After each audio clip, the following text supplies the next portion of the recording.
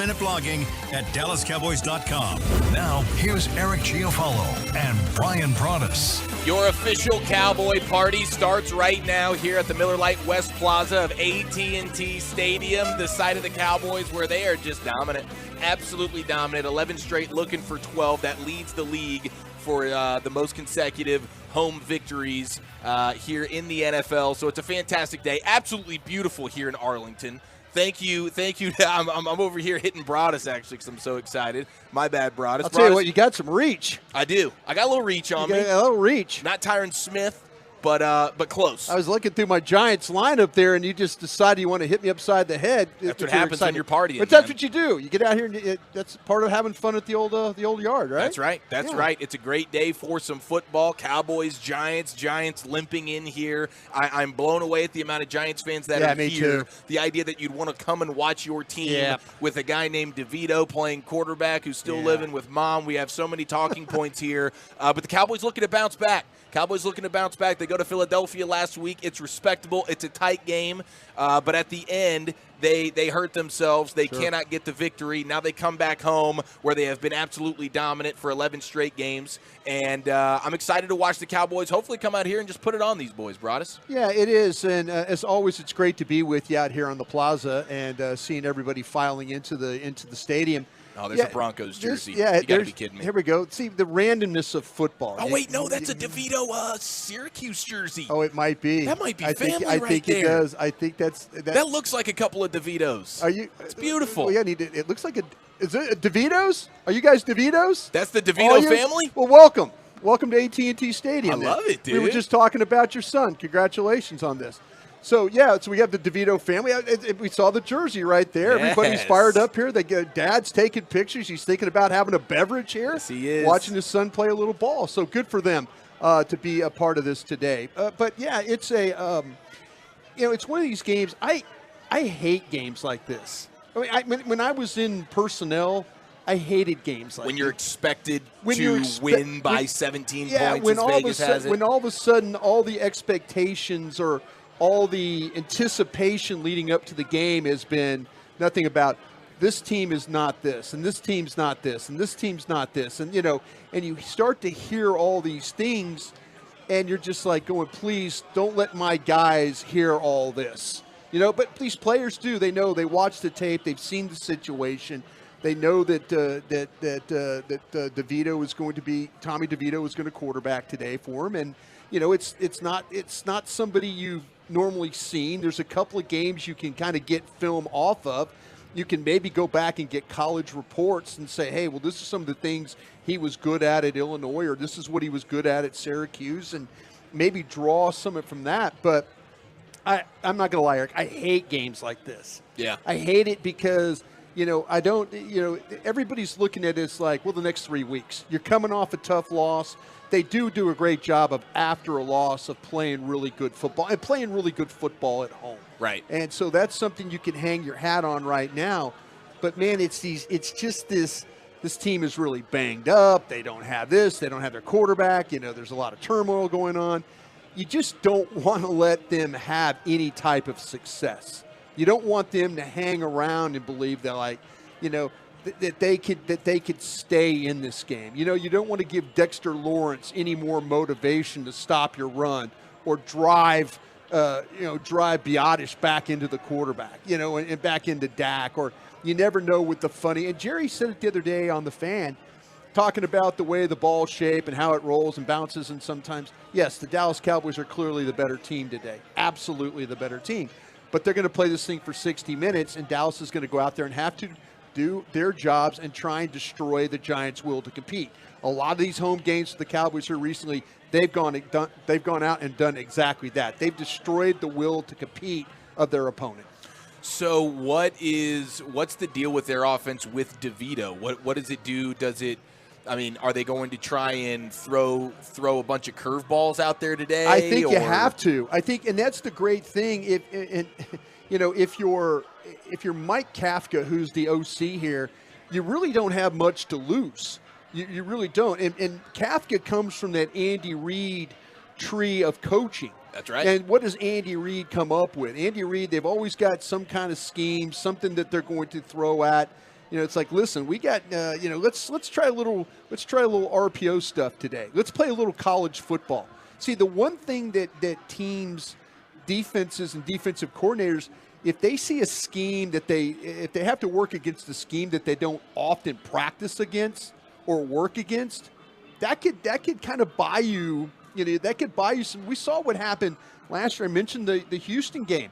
Houston shuttled their quarterbacks, had a running quarterback, and had a throwing quarterback with Davis Mills and Jeff Driscoll. Remember how they were switching them off, and it turned into they have to run on third down. Well, they bring in Jeff Driscoll. Oh, well, they got to throw. And Davis Mills had a really nice game. Yeah, that was a weird one. I'm really not trying to blow smoke up everybody's rear right now. I'm really not trying to do that. But I'm trying to tell you the pitfalls of playing a team that has nothing to lose and what they can do with a quarterback that you haven't seen, that you haven't prepared for. Those are the pitfalls of these games. Well, have you started to see DeVito settle in a little bit? I mean, because he's gotten thrown into a couple of these games now. Yeah, there's been times his biggest weapon is his ability to run. It's the drop back. Oh wait, it's not open. I'm going to take off and run. So it's the scrambles, not as much the design runs to what we've seen to this point. Exactly. It's more about him. They're trying to get the ball. They're trying to get the ball out and maybe he doesn't read it as quick. Now, they're not going to, with guys like with no Darren Waller today, there goes that big tight end. But they've got a couple of other tight ends with Daniel Bellinger and those guys, to be able to throw. Lawrence Cager's another one. They've got skill on the outside. But they got no offensive line. That's the issue right now. It's the worst offensive line we've seen all year. Have you seen a worse offensive line? I'd be blown away if you Bobby have. Belt and I were on the Love of the Star podcast, and we were trying to go through all the offensive lines that have been bad. There's been some bad ones. New England had some bad. Jets had some bad. So, yeah, it's right now it is a mess. They've got some – and this is a team that has thrown – a lot of resources at their offensive line. The problem is, though, that Andrew Thomas, who's been really, really good for them, has played a little bit down this year. And then Evan Neal, who's not going to play at all, is a first-round pick in 2022, and he's out of the lineup. And my guys with the Giants are telling me that if you Tyree Phillips, who's filling in for him today, there won't be that big of a drop-off. So here you are, you're kind of thinking, whoa, first-round offensive lineman, he's out, but now they're putting somebody in there in Tyree Phillips. That just kind of shows you maybe where Evan Neal was a little bit, the way he was playing. So yeah. The fact that the backup might give him that serviceable level, but they still have Saquon Barkley. That's Barkley never really does Barkley really ever hurt the Cowboys? Never, he never does. But today would be a day. You just feed him. Just today would be. Remember the first drive of the game that opened the season? How the Giants just drove down the field. A lot of Daniel Jones runs. Exactly. Exactly. Yeah. Exactly. That's. I mean, today. And then it was a boat race. Yeah, but they had the field goal block. They get the field goal block. Right, and then they get the field goal block, and then next thing you know, the first two touchdowns the Cowboys scored were both like a turnover. Like non-offensive or non-offensive variety turnovers. I mean, my gosh. Yeah, and that's what you're hoping for today. You're looking for a well-rounded, dominant victory where your defense don't play gets to the involved. level of the Giants. Right. That's if you're the Cowboys, you got to go out there. You used the word boat race. You've done that with everybody that you've played against. Taking the ball, drive down the field, get a touchdown, play some good defense, get the ball back, kick a field goal, get another touchdown. Just go out here and destroy the Giants' will to compete today. Don't give them any reason to stay in this football game. Cowboys Nation, come out early to the Miller Lite House, the pregame gathering destination on the West Plaza of the stadium. We're here right now. The Miller Lite is flowing. That's the only beer of the Cowboys, and we invite all Cowboys fans to join us for a great tailgate event. You'll sample some great hard seltzer brands as well. The Vizzy Hard Seltzer, the official hard seltzer of the Cowboys. The pregame party just getting started here in the Miller Lite West Plaza, AT&T Stadium. Cowboys looking to make it 12 straight victories. The doors are getting ready to open. The gates have already opened, and we want to get your predictions, and I want to know what you're grilling and chilling on right now. I also want to know, in honor of Tommy DeVito, how old were you when you moved out of your mom and dad's house? Officially. Not a move out and then come back. Like you had nice folks. When you they officially, were very welcoming. Oh, no, very welcoming. Yeah. So welcoming that their kid doesn't want to move out. All right? And I understand. I get it. I was actually a pretty fair age of, mid-20s, I think he's late got 20s. a good plan. He's got a great situation. This is not to make fun of him at all. Okay? No. I was somebody that stayed home for quite some time, Broaddus. You know that. But I want to know from the Tolos, 877-881-1053. What's your Cowboy prediction for the game, and how old were you when you moved out of your mom and dad's house? We're just getting started here on the official pregame party of your Dallas Cowboys, coming up next right here on The Fan. Spurs assistant coach Becky Hammond on inspiration. I hope it's an inspiration to girls out there. Being the first woman.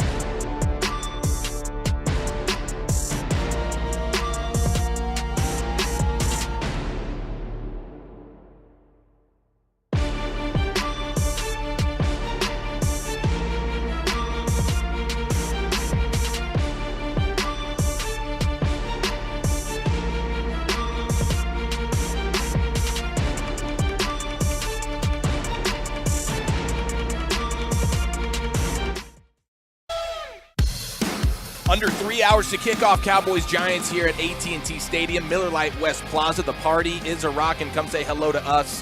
People love saying what's up to their man Broaddus. There's no doubt about it. And Broaddus got a fresh cut for you as well. He did that particularly for you, Tolos, as you come in and you want to give him some dap. You can definitely do that. Now, how about this? Cowboys, we know they're 11-0 at home in their last 11. But in that time, they've averaged 37 points. They give up 11 points per game. Yeah. So these have just been absolute blowout dominant victories for the most part. They're +7 in the turnover margin. They hold opponents under 70 yards rushing, 250 yards total, and they hold their opponents to about 25% on third downs. So not only are they winning big or just winning here at AT&T Stadium, but they're winning in giant fashion. And a lot of that is because Dan Quinn and this defense and the amount of turnovers they force, or it's John Fossil and company special teams-wise coming up with big plays, and now you give your offense short fields, or you just go ahead and score the ball yourself. And so they're winning, and they're winning big at home. They're looking to make it 12 straight versus the Giants here, who are limping in a huge, huge way. It's been a nightmare season for Dable. And for really everything from top to bottom here from the Giants is just less than ideal. We'll go behind enemy lines coming up here in just a bit with Bob Papa, Giants play-by-play man. And we will be commercial-free for quite some time, as a matter of fact, 'cause then we'll jump right into Kevin Burkhardt, who will be on the call for Fox today as well. So a loaded hour here in the pregame show. And I wanted to mention this as well. You know, a lot of folks are texting in right now, Broaddus, not only their game predictions, but they're texting in when they officially moved out of their mom and dad's house. Okay. Because Tommy DeVito, the quarterback here for the Giants today, making his first start, all the stories are coming at him, coming out this week about him. And he's still living at home with his mom and dad because he's from that area. And he's playing basically for the hometown team. Right. And so he's still living with mom and pop. She's still doing his laundry. She's still making the chicken cutlets. I mean, he's got it. He's got it made in the shade right now, and I don't blame him for a second what he's doing. But I like some of the Tolos texted in what they got going on and what how old they were when they moved out. I was 27. When I officially moved out. I had 2 years in college where I moved out for a little while, went to UNT, but then I hopped back in the crib for a while until 27. How old were you? I was, when I went to go get 20, I just got out of college, so I was like 24, 25. 25 when you officially? Yeah, 25 when I officially. But then when COVID hit, I wanted to take care of my mom and dad, so we all got back together again. Now, I was in my 50s for that. Okay. So I was just we were like trying to I just want to make sure that everything was okay with them. But officially was like 25 years old. Okay. All right. Very good. That's fair. 877-881-1053. Game predictions and how old you were when you officially moved out of mom and dad's. Let's see. We got the 817 moved out when he was 17. But knowing what I know now, I would have stayed as long as possible. Yep. There you go. Yeah, I totally get that, man. Totally get that. 254 says I was 27. Cowboys winning a stinker, though, 17-14. They think it's going to be a tight one, but 27 years old there for the 254. Yeah, and can I say something, too? You know, when you start to talk about, you brought up Bones Fossil. Today is no Turpin. Turpin is going to be out. So if it turns into a situation where Jamie Gillen, the punter, is having to do a lot of punting today, I'm interested to see how they navigate the punt return stuff. I think it's Deuce Vaughn. I'm not sure about that. We need to kind of, that's something that in warm up. That's a good question for Christy Scales. Yes. When we get scoop on the field of who will in fact, because is likely that will Vaughn. We all automatically assume that Vaughn will be that guy, but we might see Adams. They might add another wide receiver. With Turpin being out. Sure. So that it's something to keep an eye on in the Giants. And I was watching that Giants-Jets film a couple weeks ago, and there was some punting going on in that thing.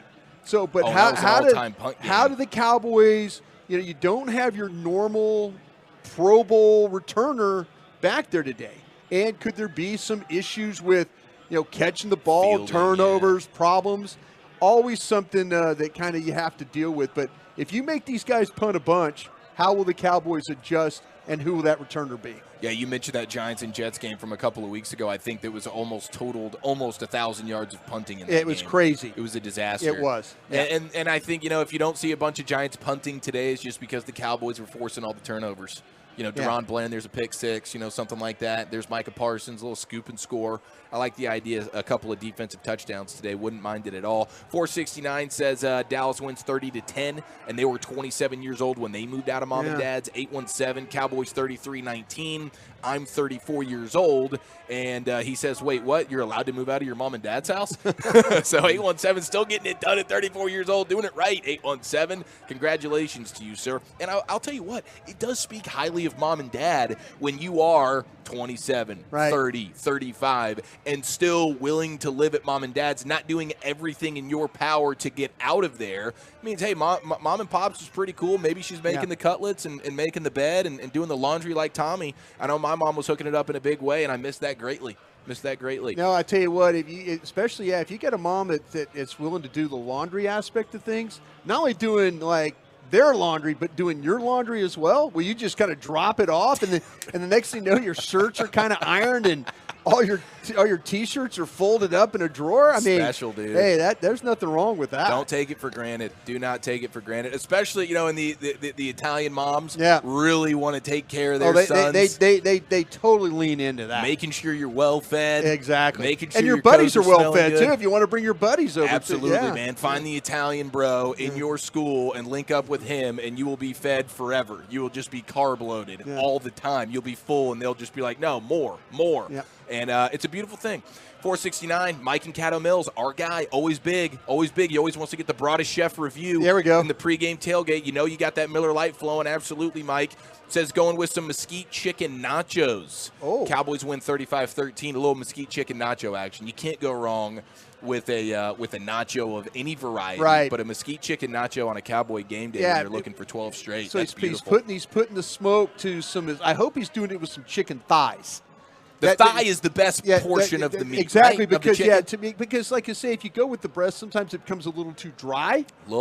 Say put some soft smoke on that thing. He's got the mesquite. But make that the chicken thighs, shred those things up, put them on the nachos, and you should be good to go. Maybe you want to mess around with some Papa John's. It's big, it's good, and it's only for Cowboys fans. The Cowboys Special from Papa John's, a large one-topping pizza for only $9.99. Order today. Better ingredients, better pizza. Papa John's, the official pizza of the Dallas Cowboys. It's the official pregame party of the Dallas Cowboys here, brought to you by Reliant and NRG Company. We're hanging out here in the Miller Lite West Plaza of AT&T Stadium, and Cowboys fans have infiltrated the plaza. We got some Cowboy Wrestling Championship belts right here. That is sweet, dude. I'll tell you what. We them boys. Look at that. Boys, it's got the bling on it's there.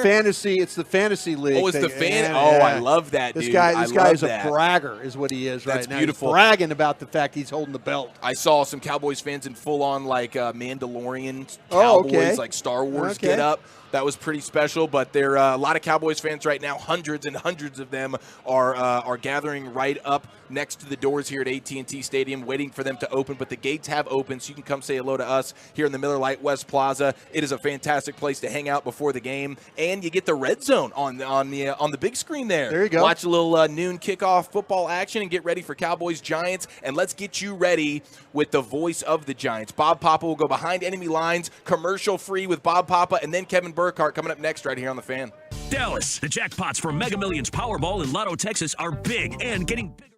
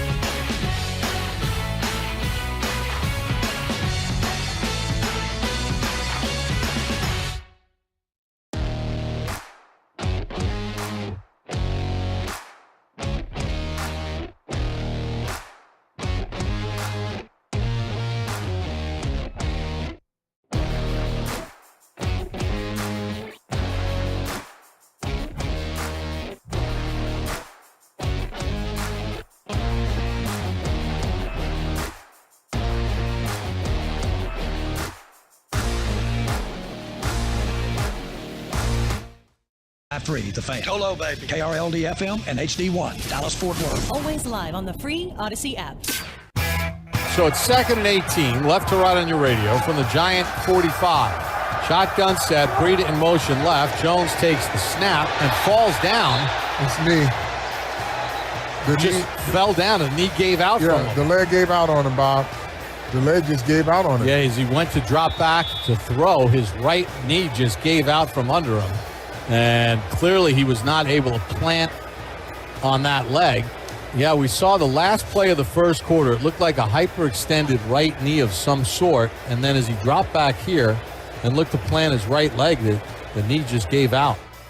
We're under 2.5 hours to kick off Cowboys-Giants. It's time to go behind enemy lines with the voice of the Giants, Bob Papa. The doors have opened here at AT&T Stadium. Let's go inside the Brad Sham radio booth and welcome in Mr. Bob Papa. Bob, how are you, sir?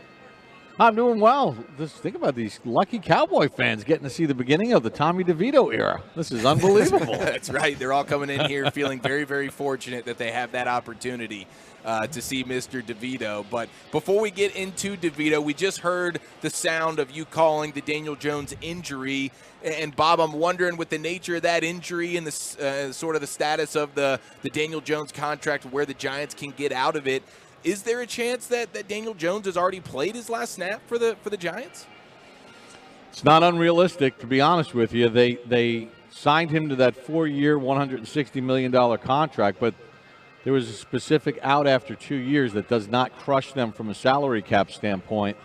And when you think about the nature of the injury that he had, that's a 1-year proposition. Maybe if you're lucky, you get back in 10 months. So you don't even know if he would ever be able to be back and start for training camp. He's going to have surgery in the next couple of weeks. He's working on range of motion right now and waiting for the swelling to go down. And remember, he missed 3 games because of a neck injury. A neck injury that he had 2 years ago that forced him to miss the last 6 games. And you can heal knees, and you can fix knees, and you can fix shoulders and all those other things. But when you're dealing with a player that has had 2 severe neck injuries in the last 3 years, you got to start thinking about long-term viability.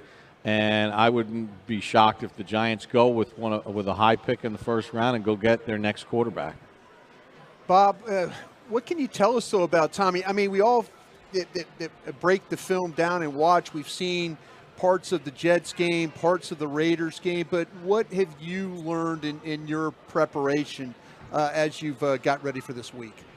Well, I'll circle back to the preseason, and Carl Banks and I do the radio for the Giants. During the preseason, we do the TV broadcast, and just kind of watching him, he's got a little moxie. He's confident, and he showed things in preseason. I remember talking with Phil Simms about it, and I said to him, this might be the Giants' best third-string quarterback in over a decade, and they have had some bad dudes come through. Mike Glennon, Jake Fromm, sure, Kyle Aletta. They've had some really bad back of the end quarterbacks, and this kid showed more in training camp and in the preseason than any of these other third string tryout guy, late draft pick guys. And I think he's super confident. He played at, you guys down here in this area know about powerhouse high school football programs. He played at Don Bosco Prep in New Jersey, which is a perennial national contender. Along with my alma mater, Bergen Catholic, but that's not a knock on Tommy. But he's got some presence about him. He's got a little spark about him. He's a pretty good athlete, and we'll see what he does here. I mean, he's going against a team that, what is it? The only defense in the NFL that hasn't allowed a 300-yard passer, a 100-yard individual rusher, or a 100-yard individual receiver. So that's going to be a big challenge for him today. Bob, it looked like to me when you start to talk about the athletic ability, he's got an ability to run. And is that something, I mean, is it more of running because of what's going on with the offensive line, or could we see some design runs today? I saw that ability to kind of scramble and make some things happen. Yeah, I think a lot of his running around right now has been, he just came into the game in the second quarter last week. And he was looking at the pass rush, right?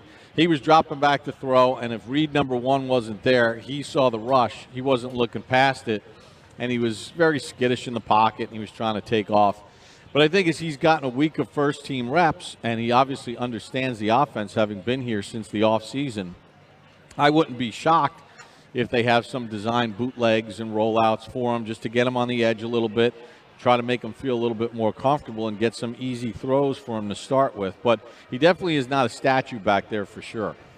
Bob, I mentioned the offensive line, and it's not for the lack of trying for the Giants. They've committed draft picks and high draft picks to for trying a decade. To fix it. Yeah, it doesn't. I mean, I'm sure you missed the days of Parcells and the way he used to build that offensive line, with the Giants. But is that the thing? It's just that they've dedicated these picks but they just haven't evaluated the right guy. I'm not going to say it about Andrew Thomas, but the others that they've kind of, and I know John Michael Smits is a young guy, needs to develop some power, but man, it just seems like they've tried so hard to fix this offensive line. Yeah, I mean, you can go back to Eric Flowers and Weston Richburg and Justin Pugh, and you can go through Will Hernandez, and you can kind of keep rolling through dudes. But that's one of the problems when you have, which is uncharacteristic for the Giants, organizational instability. After Tom Coughlin was shown the door in 2015, they kept Jerry Reese, then McAdoo got moved to head coach, and then McAdoo gets let go, Reese lets go, Shermer comes in, Gettleman stays, Shermer goes, Joe Judge comes in. Like, you need continuity. And when you're changing offensive coordinators and when you're changing position coaches and head coaches every 2 years, well, you know, what one guy sees as an asset of a player, maybe the new staff's coming and saying he doesn't fit what we want to do. Right. So I think organizational stability, coaching staff stability is going to be a key to seeing if this thing can get developed. Voice of the Giants, Bob Papa, with us here on the official pregame show of America's Team. Bob, speaking of the coaches, you know, Dable and Kafka, sort of that offensive duo there, is that a duo that Giants fans should still be pretty confident in? Not if you listen to sports talk radio in New York, it's not. They want Dable gone. They all know, right, Bob? They don't think Kafka knows what he's doing all of a sudden. Well, these are the same guys that were scheming the heck out of it last year. Right. Yeah. And Daniel Jones having his best season, and Daniel Jones being a key reason why the Giants went on the road and won a playoff game against a double-digit win team in Minnesota last year. Right. And made a guy like Isaiah Hodgins a viable option who's been a practice squad waiver guy. It just hasn't worked. Everything's just been a little bit off this year. And I swear to God, you can actually look at the first drive against the Cowboys on opening night when the Giants got the ball and were on this methodical, productive drive, and the Giants had a 3rd and 2 at the Cowboys 7-yard line, and Andrew Thomas jumped offside. Now they're in 3rd and long. Schmitz throws a ground ball to Jones. He falls on it for another 10-yard loss. So now you went from getting a touchdown on your opening drive or potentially to now settling for a long field goal that gets blocked. Your best left tackle suffers a hamstring injury trying to make a tackle. We have since learned or suspected that that's where Graham Gano's injury occurred, and the Cowboys go back and take it for 7. And it's almost like the whole season fell apart coming off that drive right there. Oh, my gosh, man. Yeah, it was it's just been all downhill from there. I mean, that game turned into a blowout, and then, the rest of the season's been kind of a nightmare. Hey, Bob. And then the first quarter of last week's game against the Raiders was the Giants' season in a microcosm. Missed opportunities, not scoring points, shaky against the run at certain parts of the game, and it was like, and then Daniel Jones gets hurt, and that was it. Bob, but and I was watching the Jets tape of you guys with Thibodeau. That's kind of what we've all expected of him, right? That type of game for him has it been a little bit of a lack of consistency? I know he's got the 8.5, but man, I thought coming out of college this kid was going to dominate. Are we starting to see some things that him maybe understanding this and going forward the rest of the season you'll see him getting even better? Yeah, I mean he's actually played pretty good for most of the season. I think right around week 3 he started to become not only good at getting after the quarterback, but the other thing that he was doing really well was holding up his end of the bargain as far as the run game. Yeah. And I think that last week, like everybody else, I think there was a hangover defensively with this team with the trading of Leonard Williams earlier in the week. Remember, that's a guy that had a C on his jersey. Right. And he and Dexter Lawrence inside created a lot of matchup problems. And I think the team had a little bit of a post-trade hangover, losing literally one of their team leaders. So I would expect them to be a little bit better today, and Thibodeau should be a part of that. The problem with Thibodeau. Oh, I'm sorry. Okay, go ahead. Voice of the Giants, Bob Papa, with us here on The Fan. We talk about DeVito. We're talking about all the interesting things about him. We got the chicken cutlets. He's living with mom and dad, the laundry. What do you find to be the most interesting thing about Tommy DeVito? All those things, he's got it's almost like it could almost be like a sitcom, right? Like his buddies and family are at the games, and it's like a movie or a TV show or whatever. But one of the things is he's professional, right? I mean, those are all fun little fluff stories, but he's in the building at 5:30 in the morning. He would be in the building when he was the third string quarterback on the practice squad. Like, he was really soaking stuff up from Tyrod Taylor and Daniel Jones and just trying to get better at his craft. And I think he's extremely conscious of, his work, and his work ethic is really good. And, hey, listen, who knows what's going to happen today, right? It could be just based on the two teams. But next week they play Washington, which is a great matchup for the Giants. They beat Washington by hook or by crook whenever they play them. And then they play the Patriots the following week at home. And then they have a home Monday night game against the Packers that aren't world beaters. Tommy DeVito, if he plays well here over the next couple weeks, he could lock up like a 15-year career as a backup. He could be another Luke McCown, Chase Daniel, fill in the blank of the name of a guy that's good enough to come in and play for a game or two, and that he's a trustworthy backup. So he has an opportunity here to set himself up for the rest of his life and be a constant in the National Football League, even if it's at a backup. Could he be a better Jeff Rutledge? Well, I don't know about that. Jeff Rutledge is a really good player. He was. That's what I was trying to kind of go at a level that, like, man, there's a guy but Jeff Rutledge got drafted. Yeah, that's true. Jeff Rutledge had a standout collegiate career in a major conference. Yeah, that's true. So I don't really. Hey, listen, anything's possible. That's why we live in the United States. You get an opportunity, and you make the most of it. And Tommy DeVito's audition begins here over the next couple of weeks because Tyrod Taylor's not coming off injured reserve until, I think, after the Patriot game. So it's his chance. Bob, did you bring your son to Dallas with you this week? Did not bring my son to Dallas with me this week. Oh, I was going to ask you about the Nick and Sam's experience. We were there last night. We had our big client.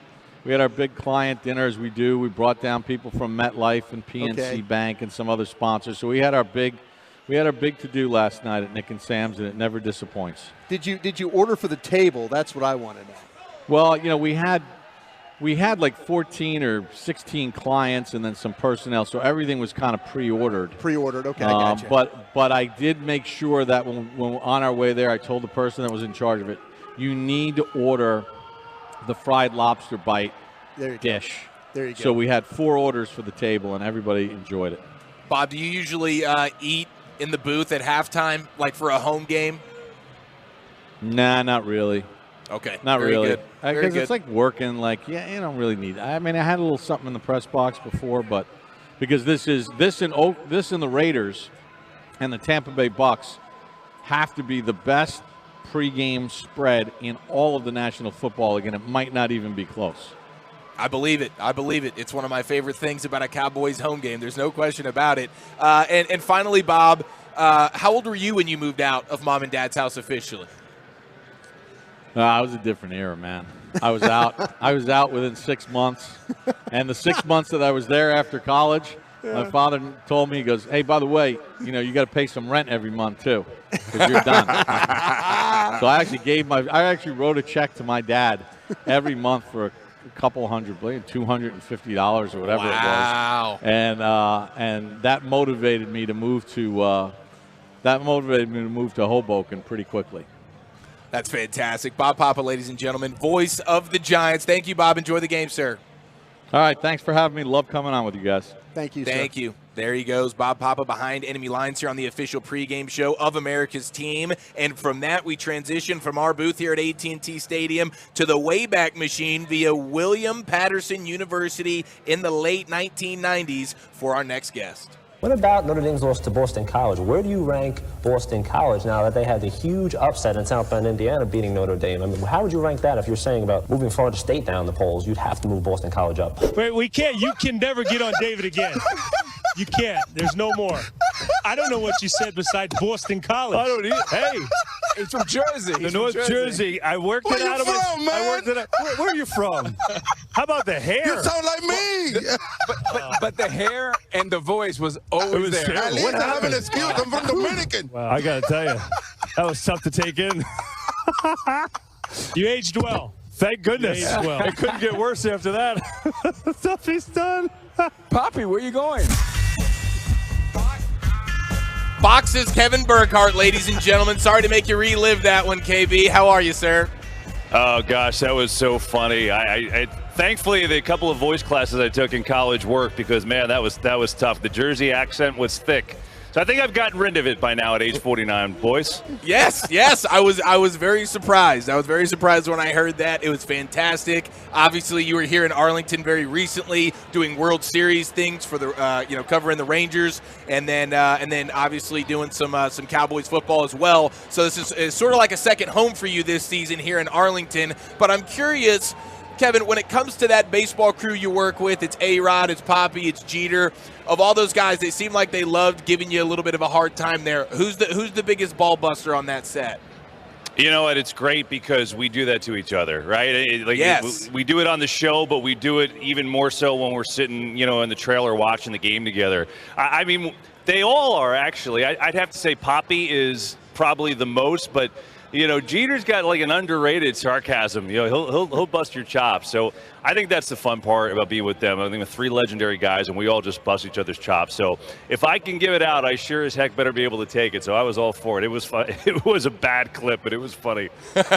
It's fantastic. No, I absolutely love it. It's similar to our work environment at the radio station. It's just a couple of friends, messing with each other a little bit, and that's sort of the male love language. If I'm messing with you, then that means we're pretty good buddies. Now I'm guessing with your football crew, I'm guessing it's Greg Olsen that's the biggest ball buster. Am I wrong about that?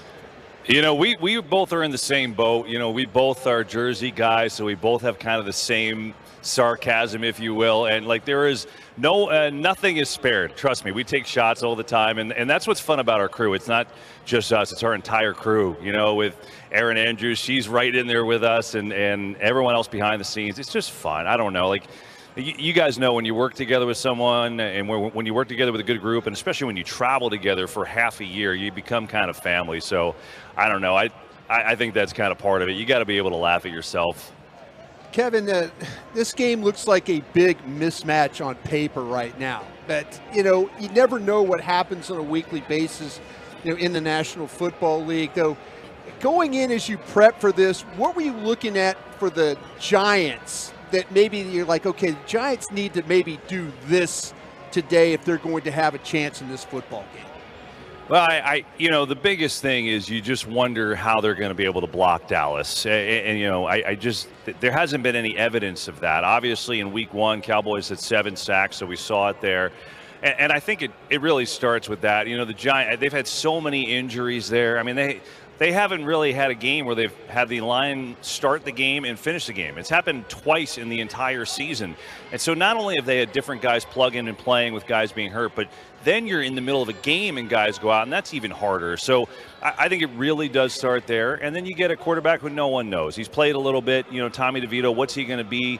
We'll find out. I think you want to give him a chance to play and succeed, but the problem is I think it's the worst possible defense to just go back and let them rip because of the way the Cowboys take those turnovers and turn them into scores. So I think they do have to be a little bit careful and just try and stay in the game early. Don't let it, be 21-0 for you blink. With the way you prep for your games, did you use some of your Jersey connections to figure out some things about Tommy DeVito that we might not know?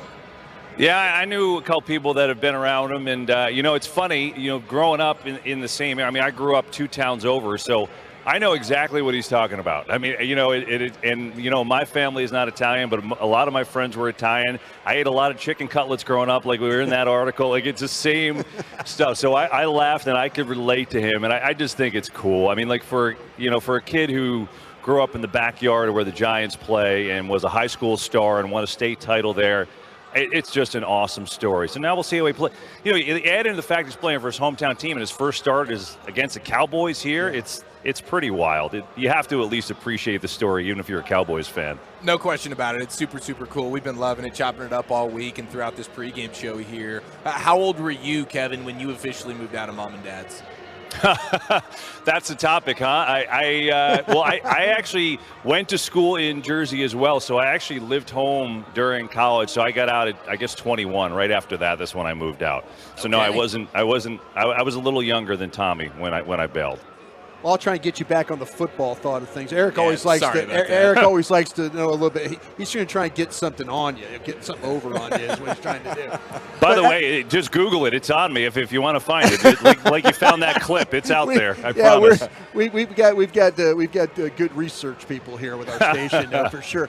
But Kevin, okay, the last 3 weeks with the Cowboys just have been boat racing people at home. But what have you seen with Dak Prescott, CeeDee Lamb?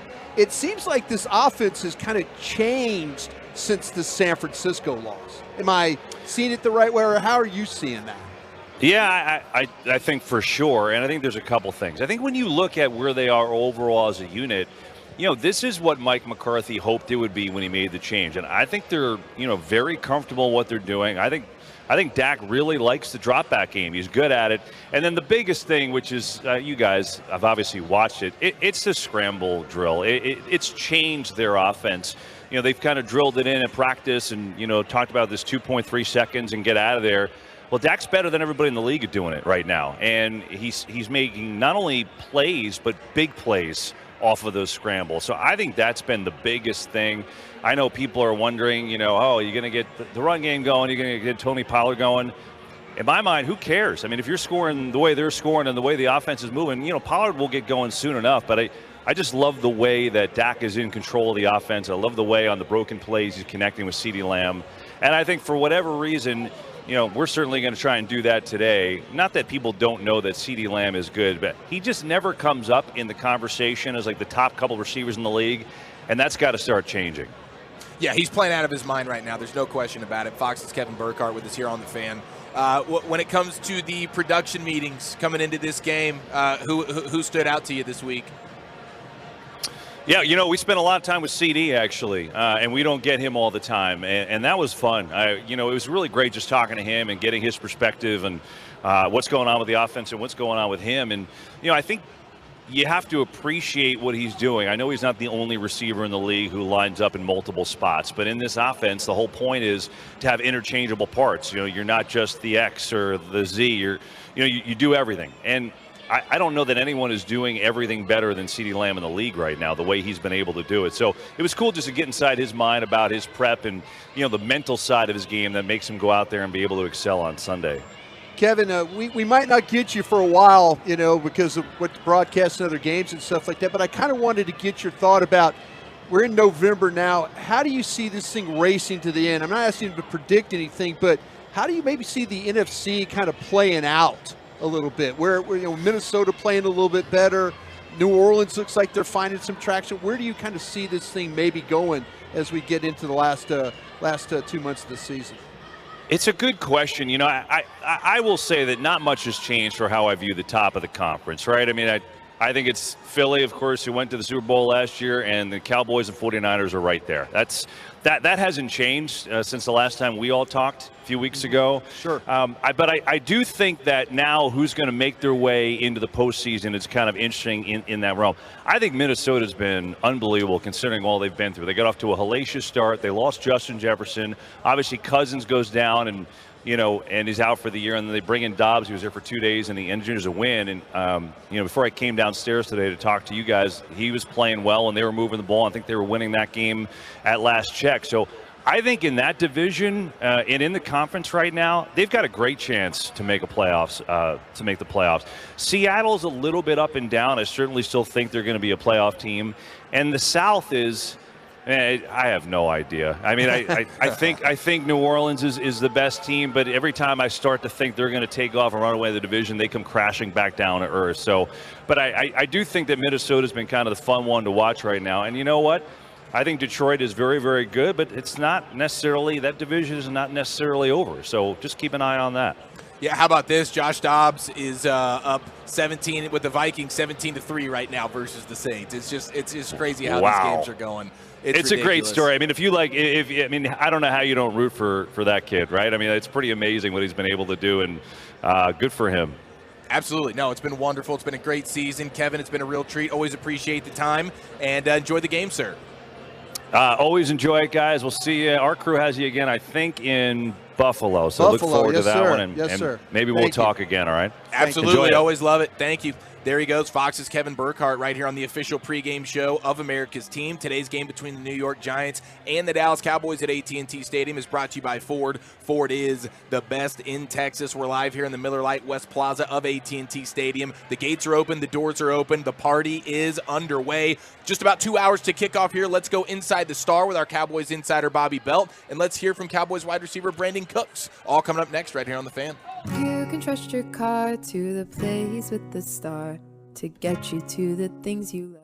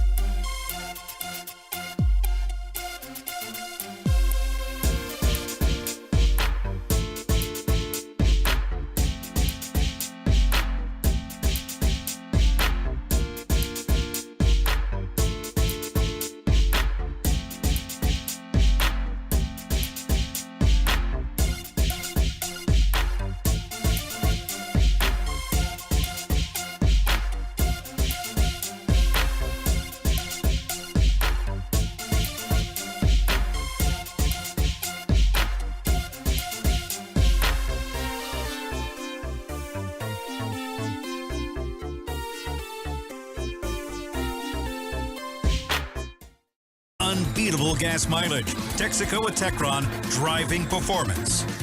And by Papa John's, the official pizza of the Dallas Cowboys. Papa John's, better ingredients, better pizza.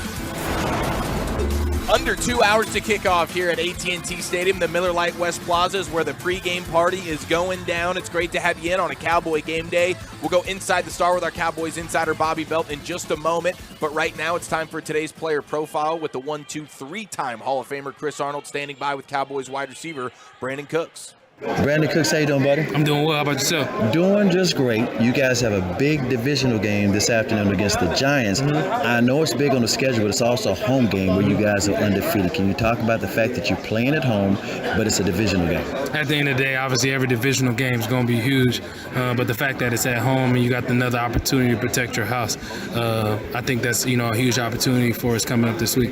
And it's a bounce back game. You guys played well, especially Dak was on top of his game.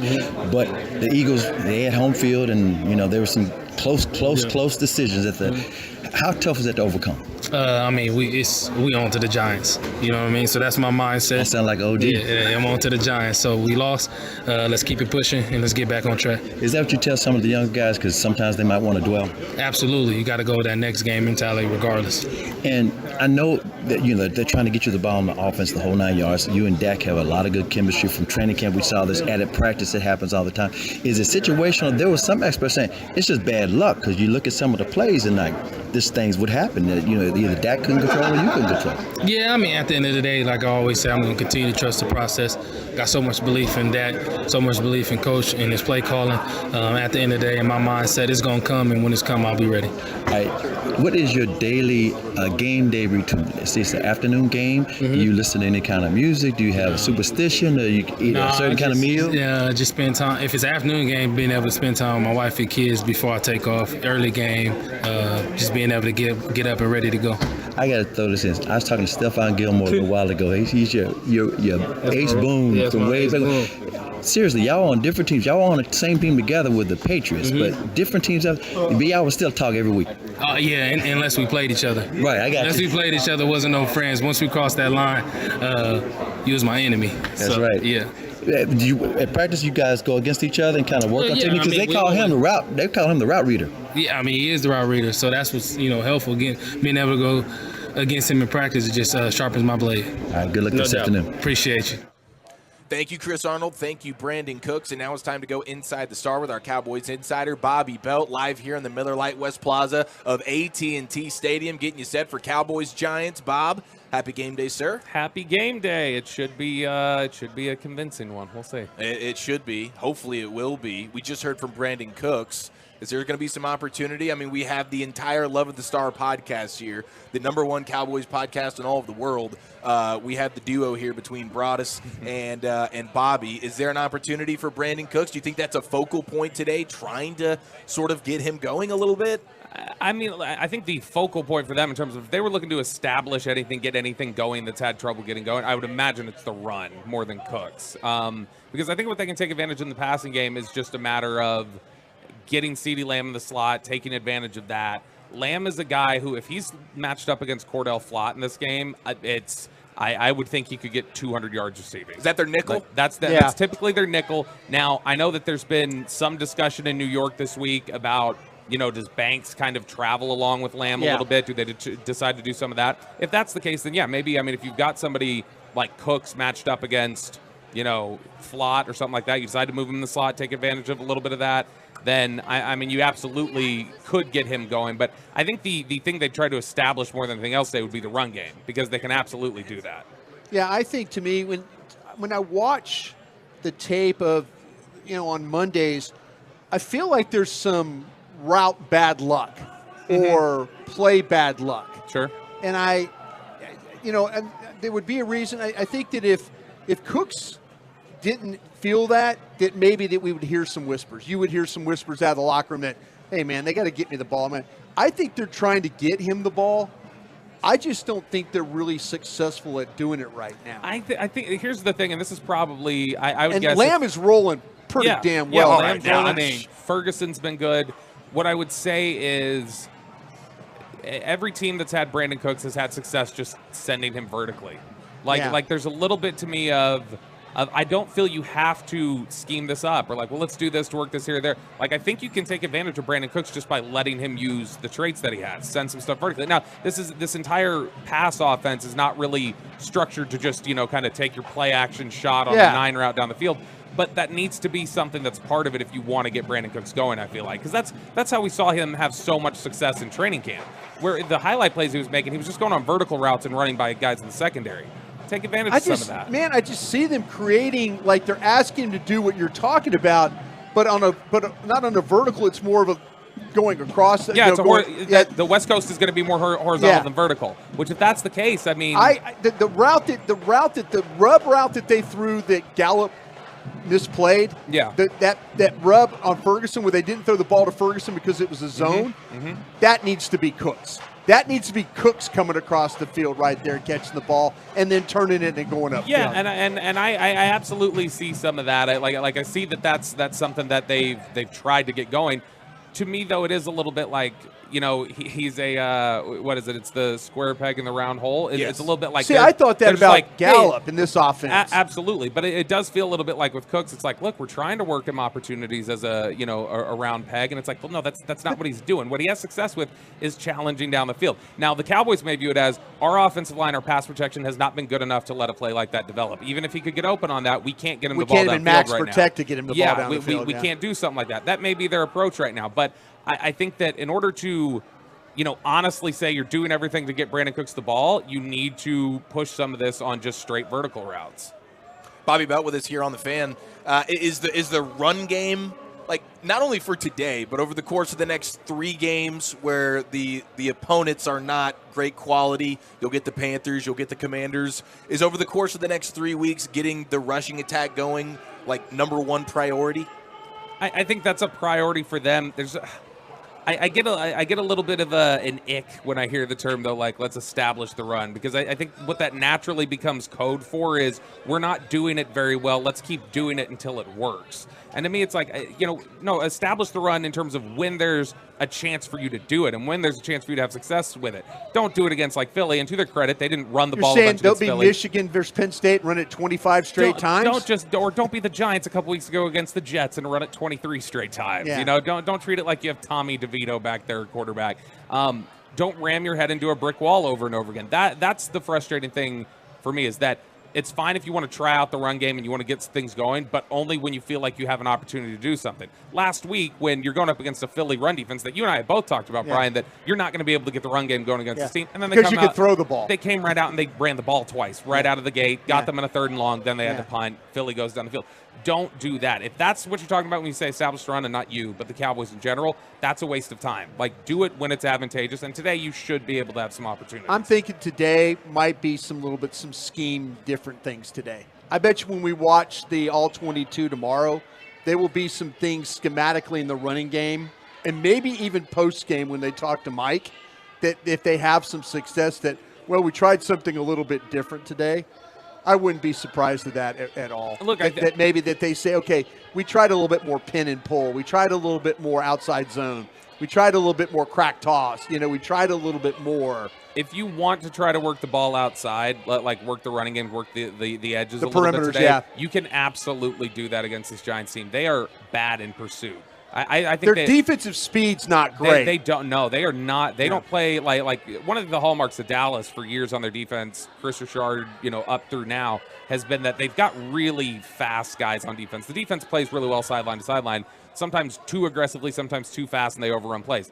The Giants take bad angles. The Giants don't get to the sideline fast enough in a lot of instances. They tackle poorly. If you want to try and do some different things, whether it be set up some runs on the perimeter or set up some cutbacks and do some different things, you can do that against the Giants today, or you have the ability to. Yeah. Try it out. If you want to try out for the first couple series, see if you can get the ground game going, build some confidence, that's fine. If you get 2 series into this and it looks like it did against Philly, or it's looked like it has much of the season, then I think you need to say, okay, all right, let's forget trying to establish this. Let's get out a little bit, and then we'll see what we can do as we progress in this game. You better block Dexter Lawrence, whatever you're doing in the run game, though, right? Oh, He's my an gosh. animal. I mean, and even we had Zach Martin on, for his weekly hit, and he brought it up. Well, Dave, I'm not taunting 97.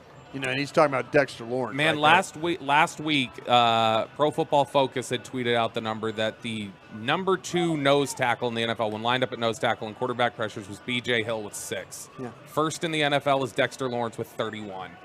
So Dexter Lawrence has 31 pressures, quarterback pressures from the nose position, and that's 25 more than second place. That's my fear. Is all of a sudden they've lined him heavy nose against Broaddus.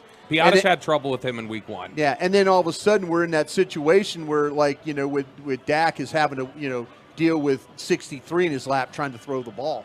My goodness, yeah. Dexter Lawrence has been an animal. 31 pressures from the nose position, but I believe it's 44 total on the season. Yeah, because they shade him some. He'll do some different things. But he's playing like the best interior defensive lineman in all of football, and that's really the lone bright spot on this Giants defense. But we were discussing earlier, Bobby, with no Kevontae Turpin, what do you expect to see in the return game? Could we get an active Deuce Vaughn today? He's been a healthy scratch for the last few weeks, or potentially. I mean, they always have Dowdle in the return game going back to his rookie year. Okay. The one thing that I wonder there is, would they try to change it up a little bit if they felt like, hey, we've dodged some bullets this year. Dowdle's finally staying healthy. I don't know that I necessarily want to put him in these car crash scenarios on special teams. Maybe they choose not to do that. But Dowdle on punt returns, with Turpin out, if they don't have Deuce Vaughn active, I know they've had, Jalen Tolbert catch punts before, do some different things. It may be a case where he's involved in some of that. But,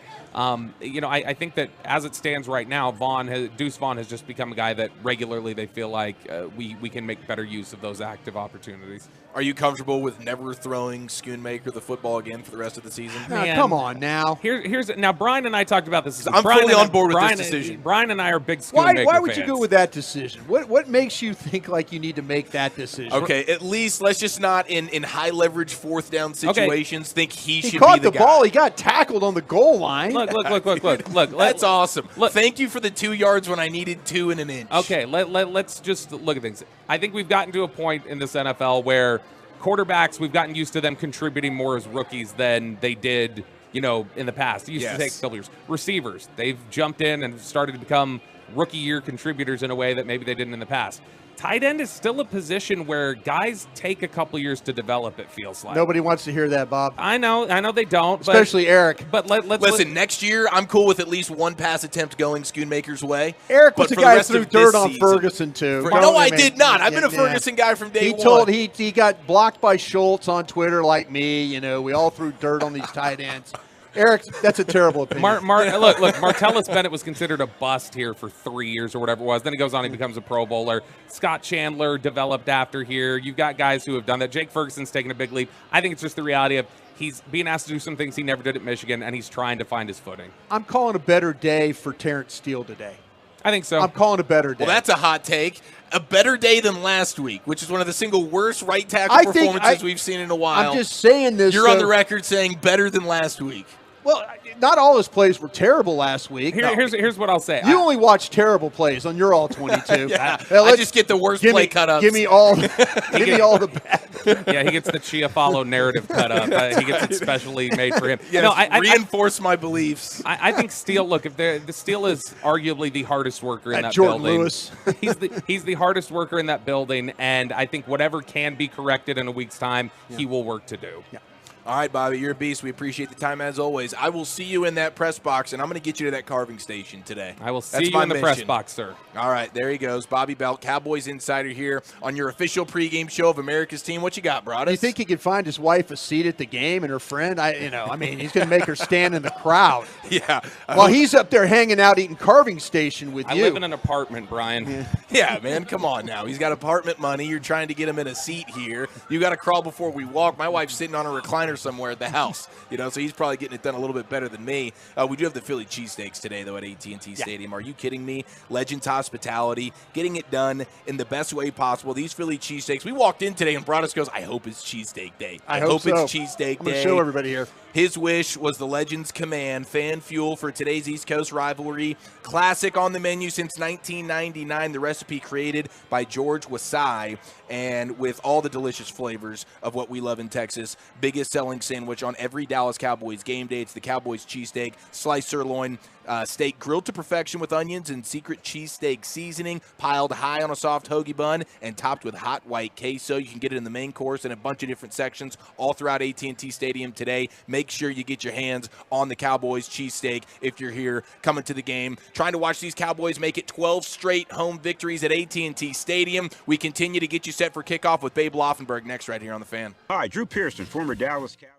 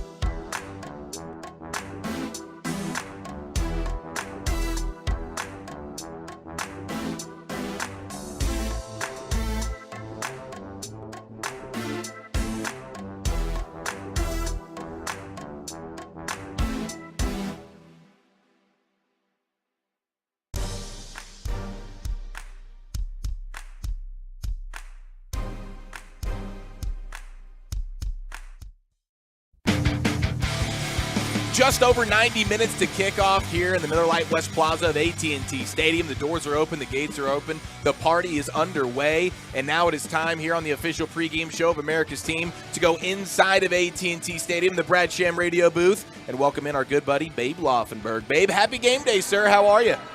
I'm doing great. Thank you. Happy game day to the two of you. Yes, and happy game day to Tommy DeVito getting his first start. I think we saw his parents earlier. I think we saw mom and dad. The whole family was there. They were buying a beverage, and then they were kind of making their way because, like, Eric goes, "Look, it's a guy with a DeVito," and it's like the college jersey, and then like Eric yelled, "Hey, wait, are you the parents?" And they're like, "Yeah," they were waving and everything. Oh, so that's awesome. Mom and dad awesome. and sis and everybody are here to watch Tommy make his start. Yeah, well, let me ask you this. If that were your son, would you not, wherever they were playing, say, we're getting on the flight and we're going to be there for that?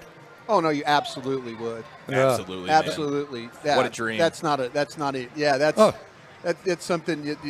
something like your whole life you think about him.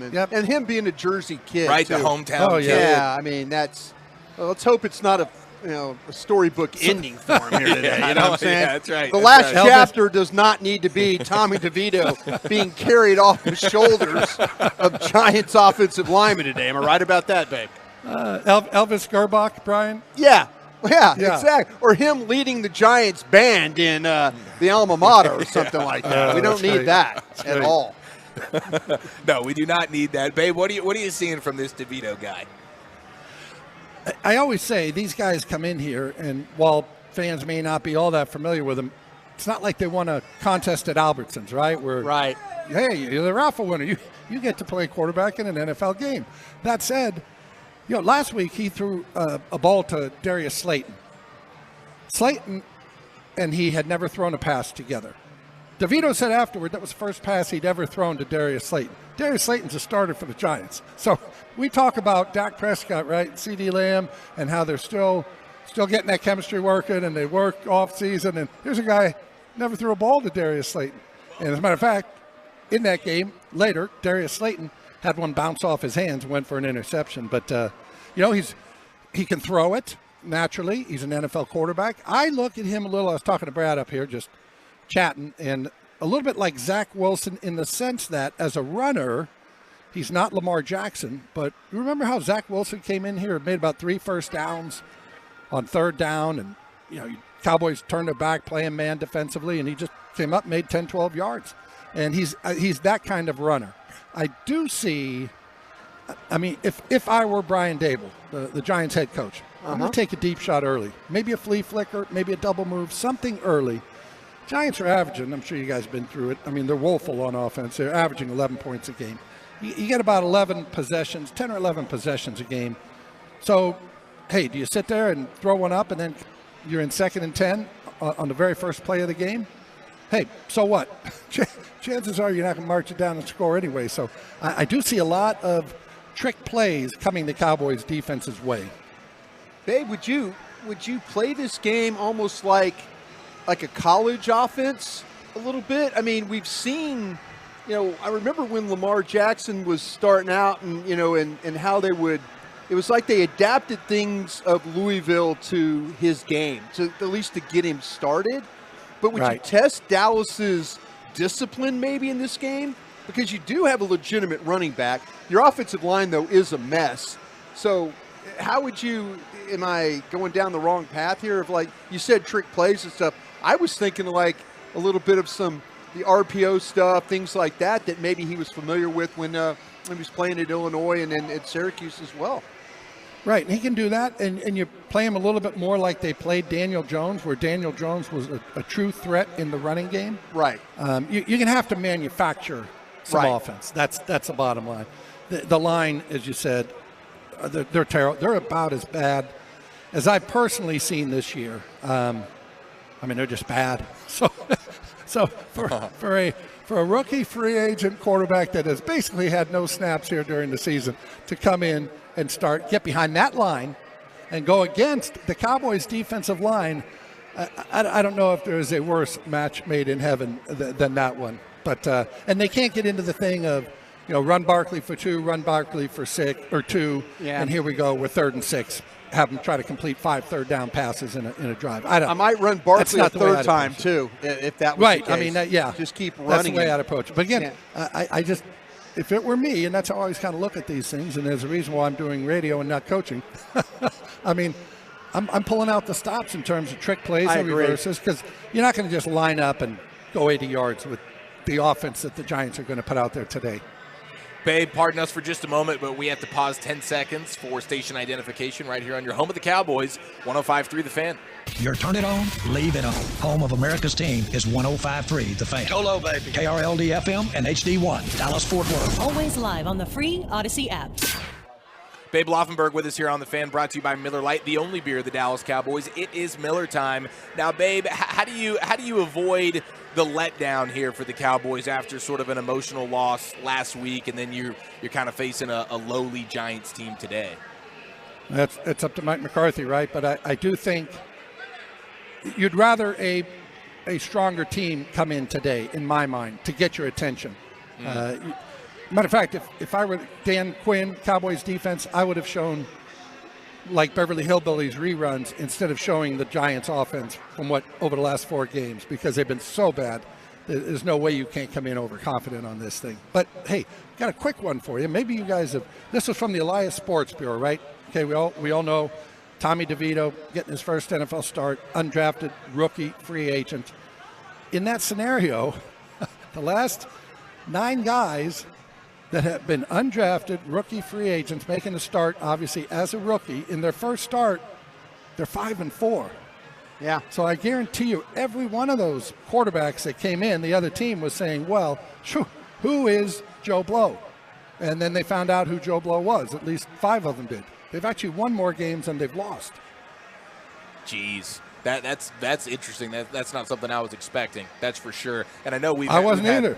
We've had a ton of rookies starting this year in the NFL, so it's something that we're getting more and more accustomed to. But yeah, that's a bit eye-opening. But let me just say there. quickly. Excuse me. Let me say quickly. Those rookies are all drafted. Will Levis, and we know what C.J. Stroud is doing.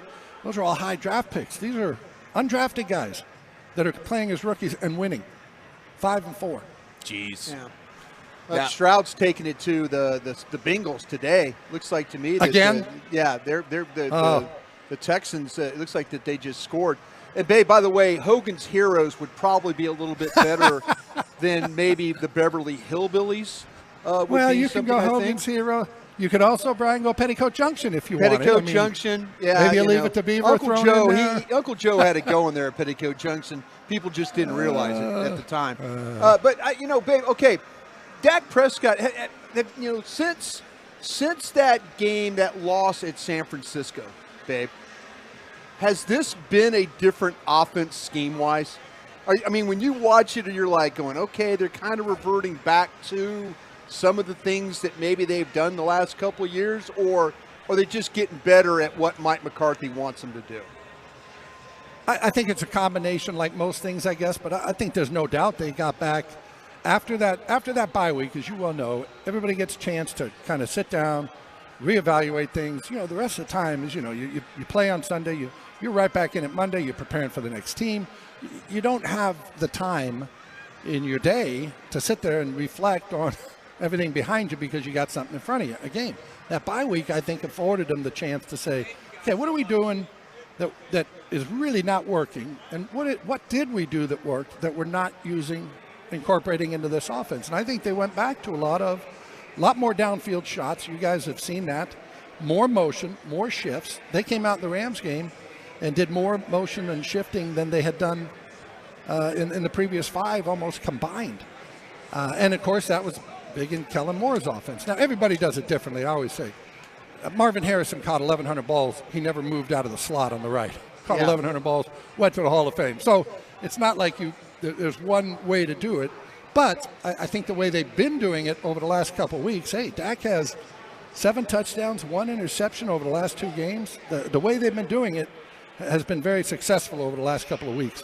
Yeah, it's been amazing. Babe Laufenberg with us here on The Fan. And CeeDee Lamb, I mean, he has just been on an absolute tear right now, playing like one of the best wide receivers in the sport. What have you seen from him, and how have they helped get him open a little bit? Boy, I see his confidence growing, don't you? I mean, not that he was not a confident guy, But I know a lot of people, and one guy wrote a book on it, just give me the damn ball. But he looks like a guy that is saying, give me the ball, and I will take care of you. And that's exactly what he's doing. And another stat I came across, and maybe you guys have addressed this one, but it was, I love stats, by the way, if you can't tell. Dude, me too. He'll be the first receiver in NFL history if he has 10 catches and 150 yards today. And I thought, because he's had 2 in a row. Nobody's ever had 3 in a row. 10 catch, 150 yards. Wow. I even went back, I said, wait a minute. Cooper Kupp had 145 catches 2 years ago for like 1,900 and some yards. So I said he had to have, and I go back and I look at his game by game that year, and sure enough, he had not done what CD possibly could do today. I don't know. Here's the thing, guys. I don't know if CD Lamb will be in this game long enough to catch 10 passes. It could be over pretty quickly. Hopefully. Gosh, that's exactly what we're pulling for here. Yeah. Hey, we probably should have checked Charlie Hennigan or something like that in the old AFL, right. You know, with George Blandus spinning it to him out there, you know.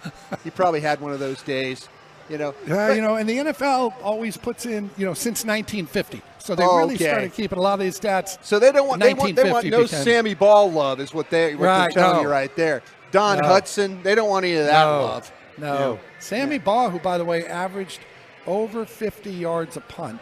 Yes. And I can only imagine the kind of balls they were punting in those days. They were like watermelons. Yes. He was a great athlete, though. He really was. Oh, my goodness. Somebody needs to Google Sammy Ball. Also led the NFL in interceptions like 5 years, as well as throwing the ball. He was a phenomenal athlete. Great player. Hey, babe, okay. You know, Cowboys, everybody's kind of focusing in on offensive line run game.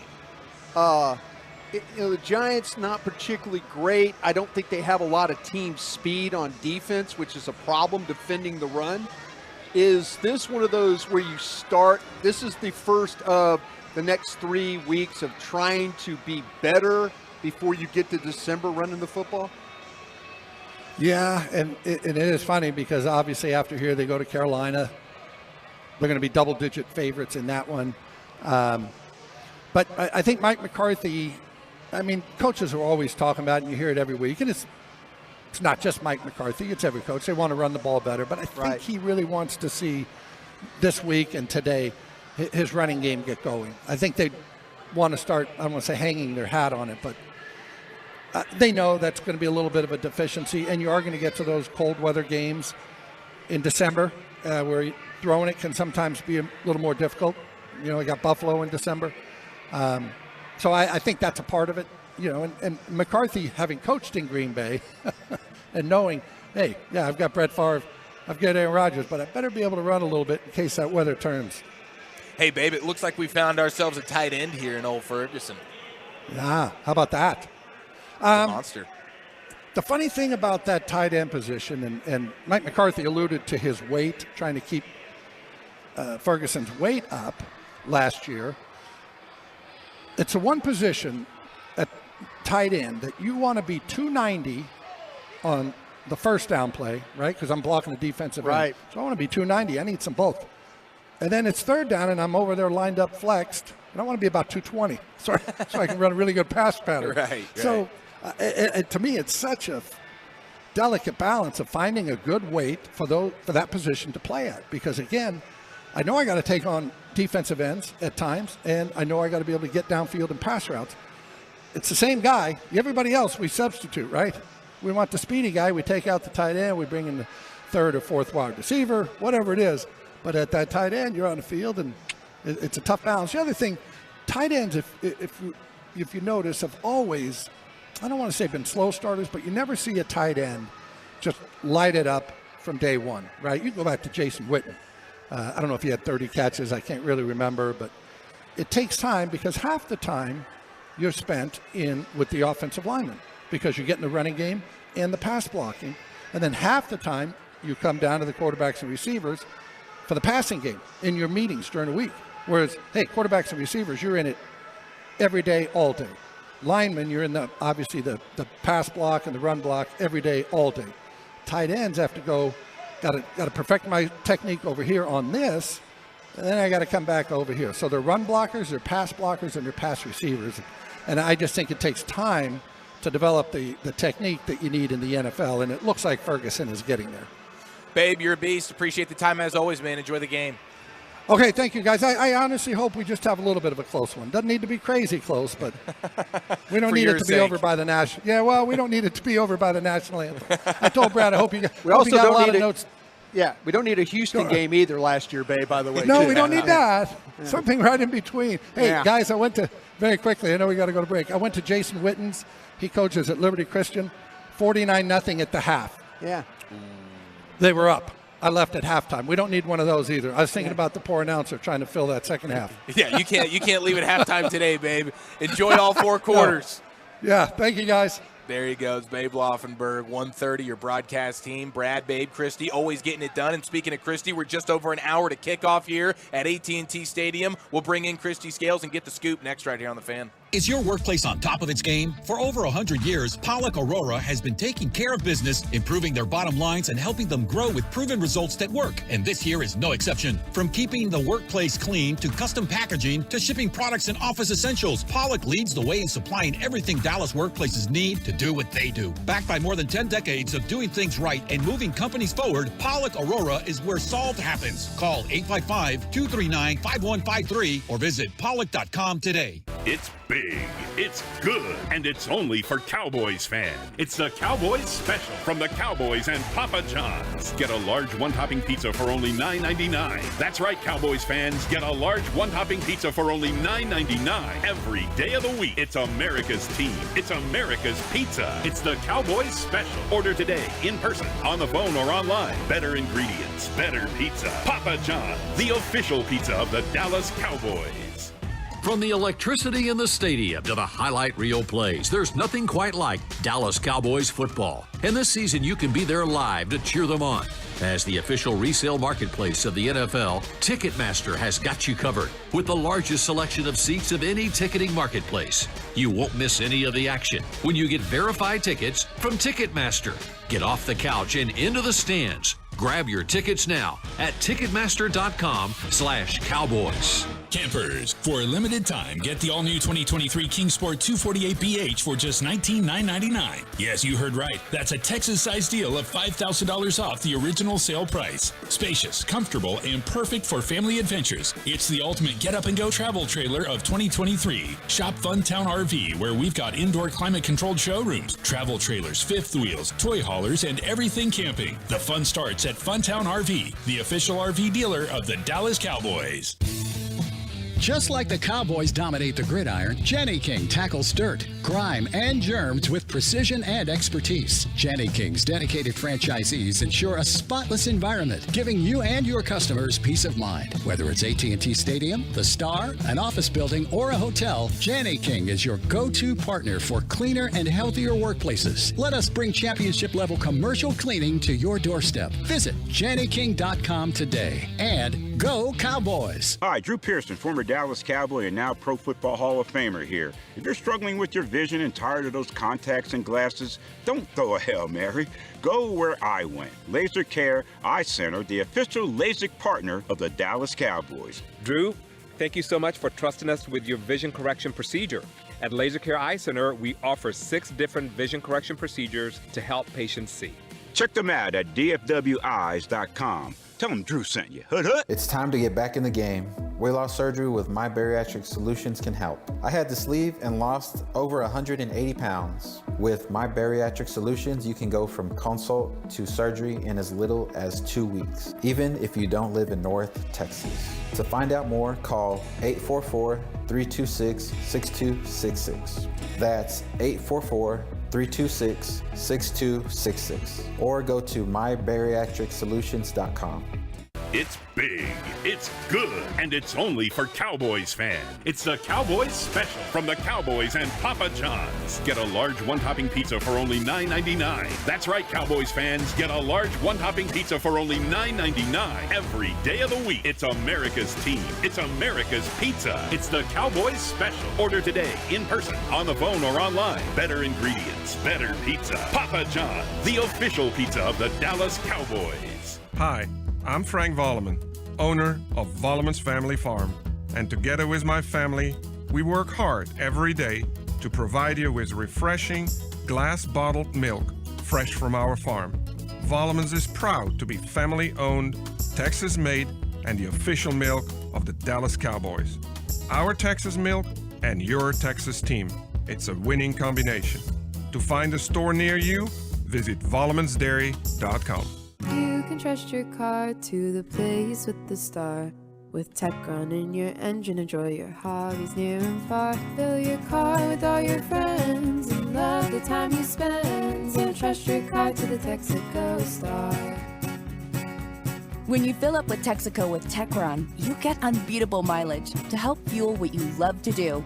Download the Texaco app to find a station near you. The Medal of Honor is our country's highest military award for valor in combat.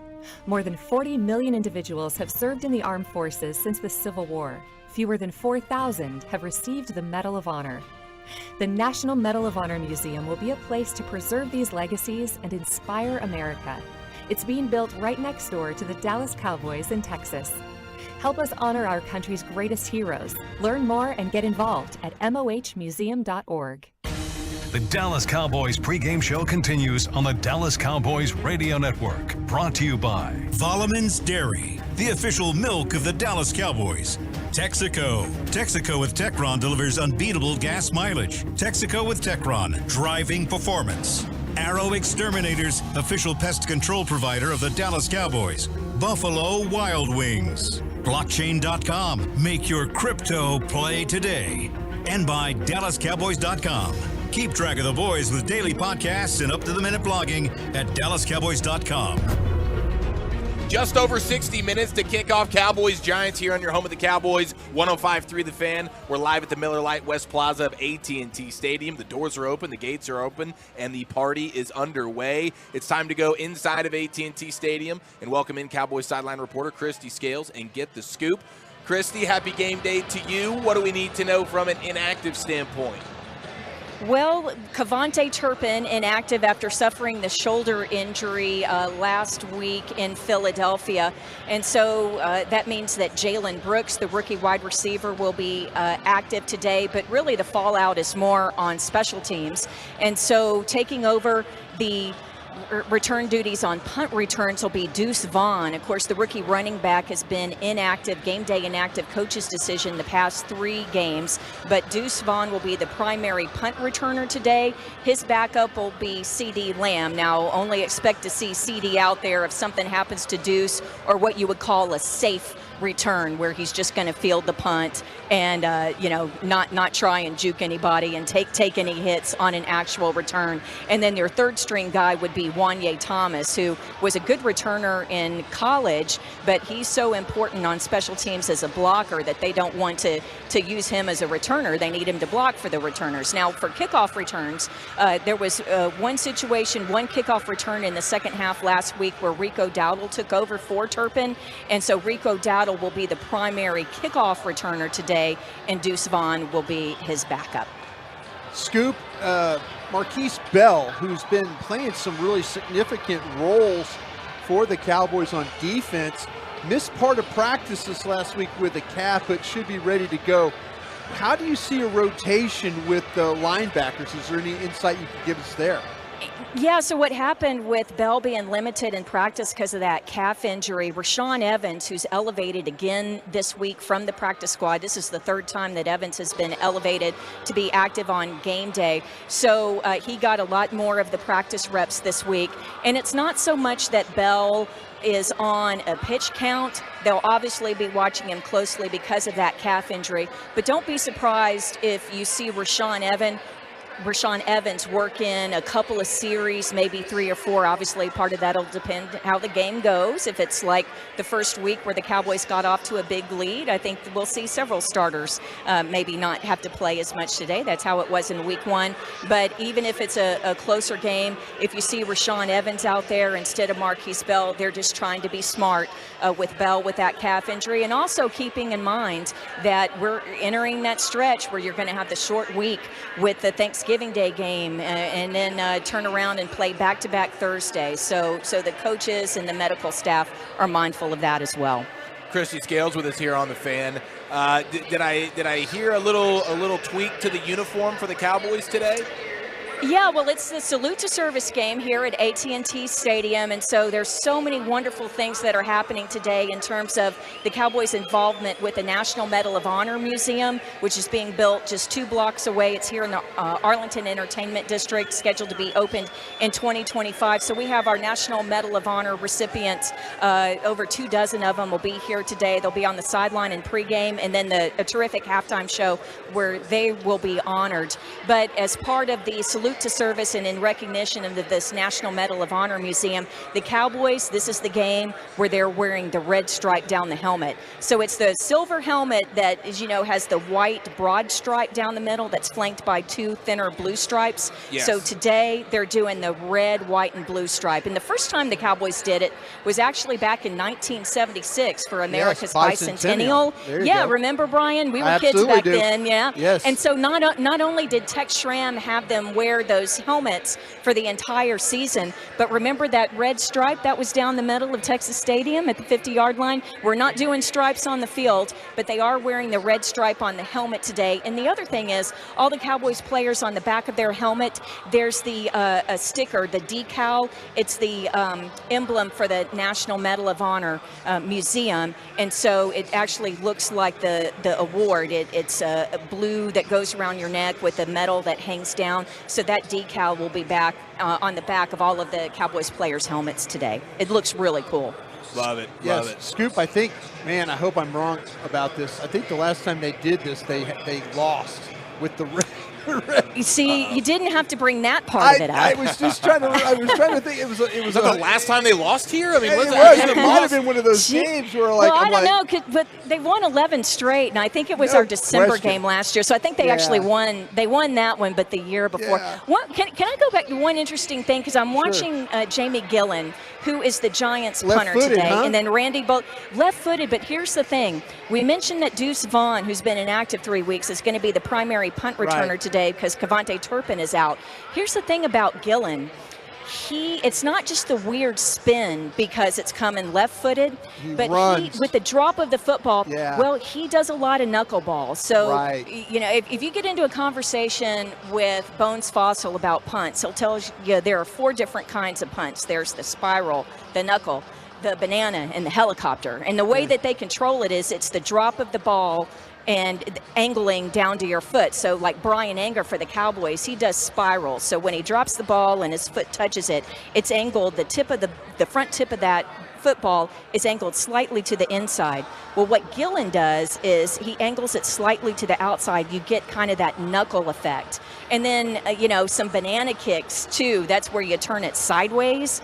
And, you know, it could be an adventure today. The other thing is, with Randy Bullock being elevated from the practice squad as the Giants kicker today, because Graham Gano, their regular kicker, is on injured reserve, he kind of, it's not necessarily going to be a bunch of touchbacks today. I'm told that he kind of sprays the kickoffs around, and it's not necessarily that he's trying to be directional all the time.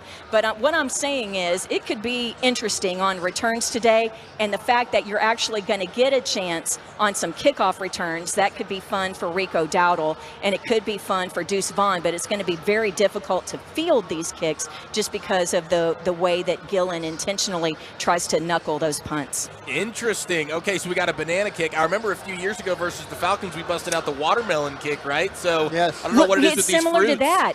So what it is, if you remember, Greg Zuerlein for the Cowboys, he put the ball flat on the ground, but he turned it perpendicular, right? So it was running like along the stripe. Yeah. And so if you're doing that kind of punt, that's what you do is you turn that ball sideways. And so you're kicking it where it's perpendicular to your foot. So really interesting. I love talking with Fossil because you pick up all these different nuggets. And then guys like Wanye Thomas, who he's going to have a long career in this league if he stays healthy, just because he's so good at special teams. You get those guys going on stuff, and you can pick up a lot of fun nuggets. But, you know, the Cowboys started that 40-0 win in Week 1 over the same Giants team. It got off to a great start, and the first touchdown of the year was off that blocked field goal returned by Noah Igbenogany. blocked by Wanye Thomas. So let's see if special teams can do something really great today against the Giants this week as they did in week 1. Yes, we're looking forward to it very much so, Christy. Thank you, as always, for the time and the insights, and we'll catch up with you next hour. Sounds good. Thank you, Eric. Thank you, Bryan. Thank you. There she goes, Christy Scales, brought to you by Papa John's. It's big, it's good, and it's only for Cowboys fans. The Cowboys special from Papa John's, a large one-topping pizza for only $9.99. Order today. Better ingredients, better pizza. Papa John's, the official pizza of the Dallas Cowboys. Now, we've been talking about how dominant CeeDee Lamb has been as of late. I mean, he's just on a ridiculous stretch right now. And I saw this from John Machota in The Athletic. No player in Dallas Cowboys history has finished a season with more receptions or receiving yards than the Hall of Famer, the playmaker, Michael Irvin. Well, it looks like as we're about midway through this season, CeeDee Lamb on pace to take over the top spot in both of those categories. He's just on a ridiculous tear right now. He's doing it from the slot. So you're saying he might be the best 88 of all time? Well, I don't want to start getting too crazy here. Oh, all you the get respect crazy. in the world Go ahead. for the playmaker. Yeah, go ahead, get crazy, because that's what you do. I got a little crazy with the Scooney and the Steele stuff earlier. No, I'm going to try to dial it you back believe now. that. I do. I Yeah. do believe that. Yeah. But in 1995 is the last time the Cowboys won the Super Bowl, of course, and Michael Irvin set the franchise's single-season record with over 1,600 yards, and it was 111 receptions. Now, that was in 16 games. So Lamb right now, 57 passes for 824 yards, fifth highest in the NFL, putting him on pace for over 1,600 yards and 114 receptions in 16 games. So, and we got 17 games now. So CeeDee Lamb, he's an absolute beast. Cannot wait to see him for 4 quarters today if they need him for all 4 quarters. Cowboys and Giants, it's the official pregame party of your Dallas Cowboys. Let's get you set. The final hour before kickoff, we're here from Mike McCarthy, and we continue to break this game down right here on your home of the Cowboys, 105.3 The Fan.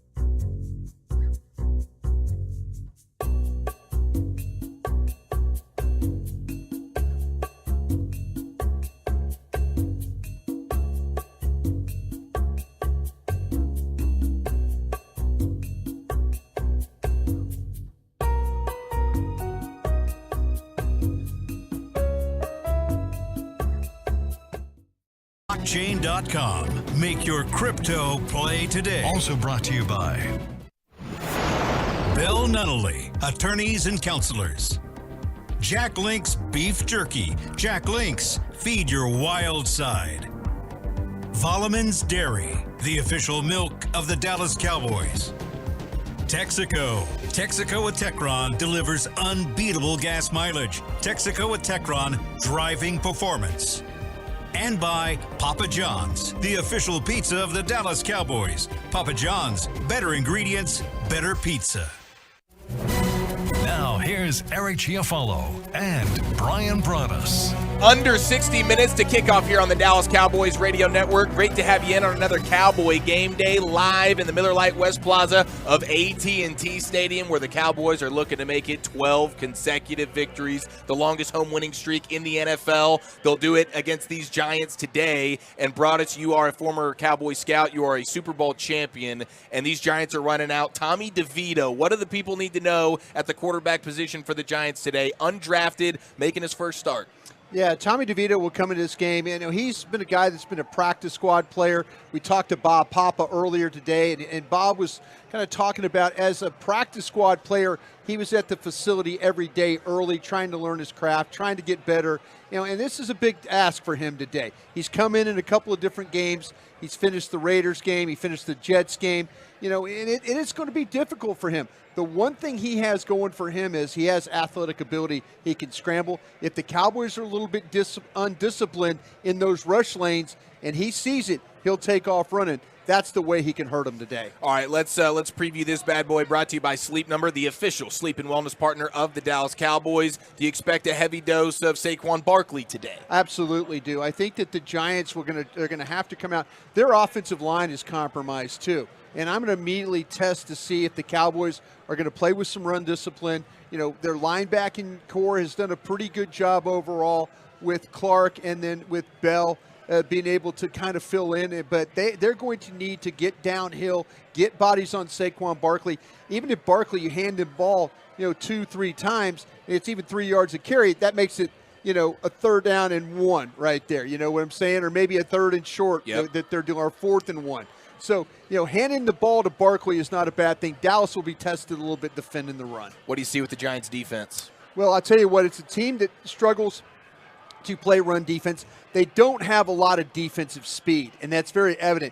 I expect the Cowboys to try and get the ball on the outside a little bit. Maybe some of the blocking schemes where we see a little bit of pin, pull, get guys out in space. and then try and get Pollard out on the outside. Pollard needs to be a little bit more patient with his ability. Let blocks set up a little bit. They've struggled really getting some movement up front, but if they can get some, he had a really nice game the last time these two played. He was averaging almost 5 yards a carry. I would expect much of the same today.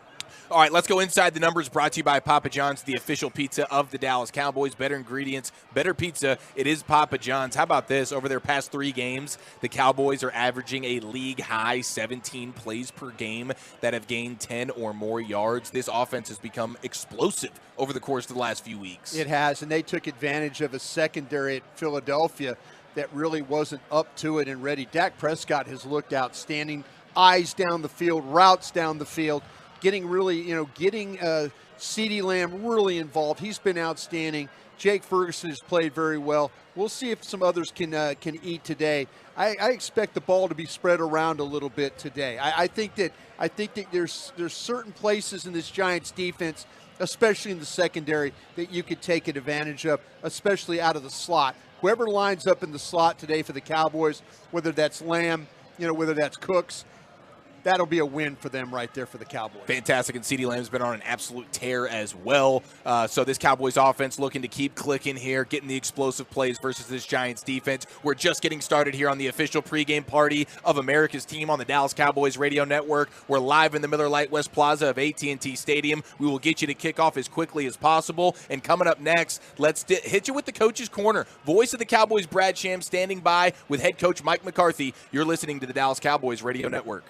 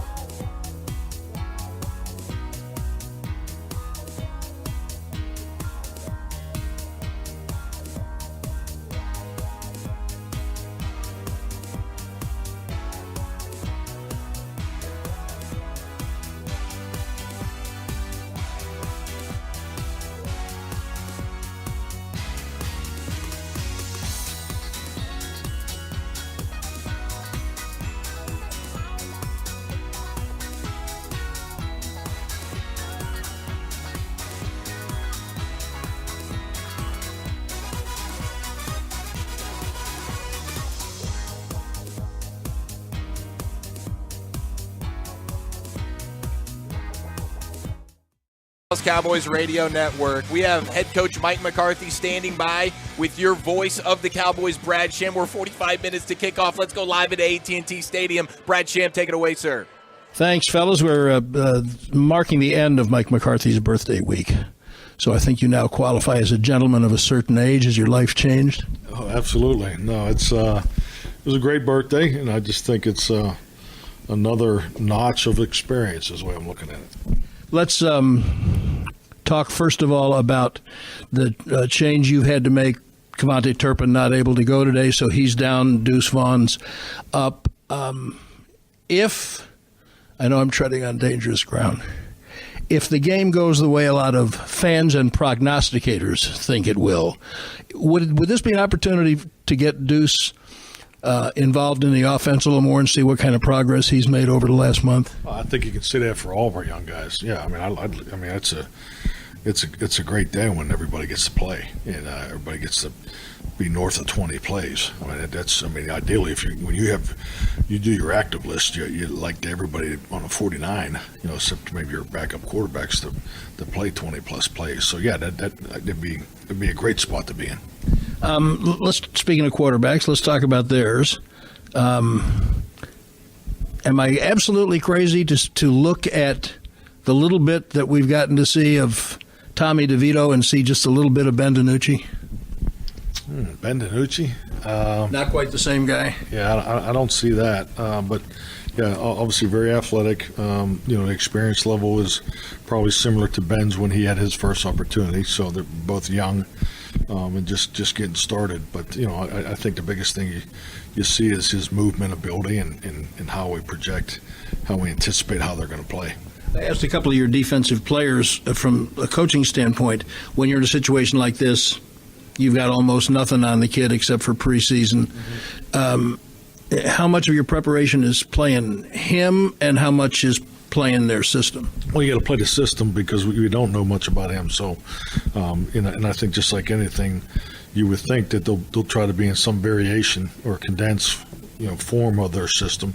I don't think they went in this week and created a whole new offense for him. But, I mean, wouldn't be the first time it's happened. But, I think, for anticipation and how you go through a work week, we clearly have to prepare for their system with him in it. You've been in situations like that. Your quarterback's hurt. You're down to the third or fourth guy. You got a guy like Saquon Barkley. He's an outstanding player. Did you, in those situations, try to play your normal game, or did you rely on the weapon that you knew? Well, I think just like anything, just the prior answer about the system, but also part of the system is Saquon touching the ball a bunch. So I would be shocked if he doesn't touch it at least 30 times a day. Okay, and your players' response was good during the week? Definitely, yeah. No, I like the energy and the vibe of the practice. I think we definitely hit the target for the preparation, but now you know what today's all about. It's all about performance. So I want to get out there, get off to a fast start. We're at home. We got a great crowd. Obviously, a lot of activity going on today with the Medal of Honor being present. So it's a great day for football, but we need to go out and perform at a high level and get this win. All right. Happy birthday again. All right. Thank you, Brad. All right, fellas, back to you. Thank you, Brad Sham. We're live here in the Miller Lite West Plaza of AT&T Stadium, inching closer and closer to a Cowboy kickoff. Broaddus, what do we need to know about the Zebras today? Yes, this is this will be the 9th game of the season for Brad Rogers and his crew. Brad has not officiated any of the games the Cowboys previous to this of this season. What you need to know about his crew: offensive holding, big, 31 calls this year on offensive holding. Defensive pass interference has been 8 calls. Offensive pass interference at 7. That's a big number right there. So they're going to get you for pushing off on these defensive backs. So the Cowboy receivers, Giants receivers need to be careful about how they navigate their routes and if they push off or not. Defensive holding at 6. Another crew with the delay of game type calls. We saw it last week in the Philadelphia game. Jeez. Philadelphia got to delay a game on an extra point. Dallas had one at the end of the game that cost him. And then also you need to know about Brad Rogers. He is going to call some roughing the passer. That's 5 times, almost 1 a game with Brad there. Maybe a little less than 1 a game there with him in the roughing the passer. So guys like Sam Williams, others need to be careful. Thibodeau when you get around that quarterback, stay off him the best you can, or Brad Rogers is going to flag you. Beautiful. Just over 30 minutes to kick off Cowboys and Giants live here at AT&T Stadium on the Dallas Cowboys Radio Network. Let's go inside the owner's box with Christy Scales and Jerry Jones coming up next. Dallas Cowboys football will continue in a moment. Feeling the urge to get away.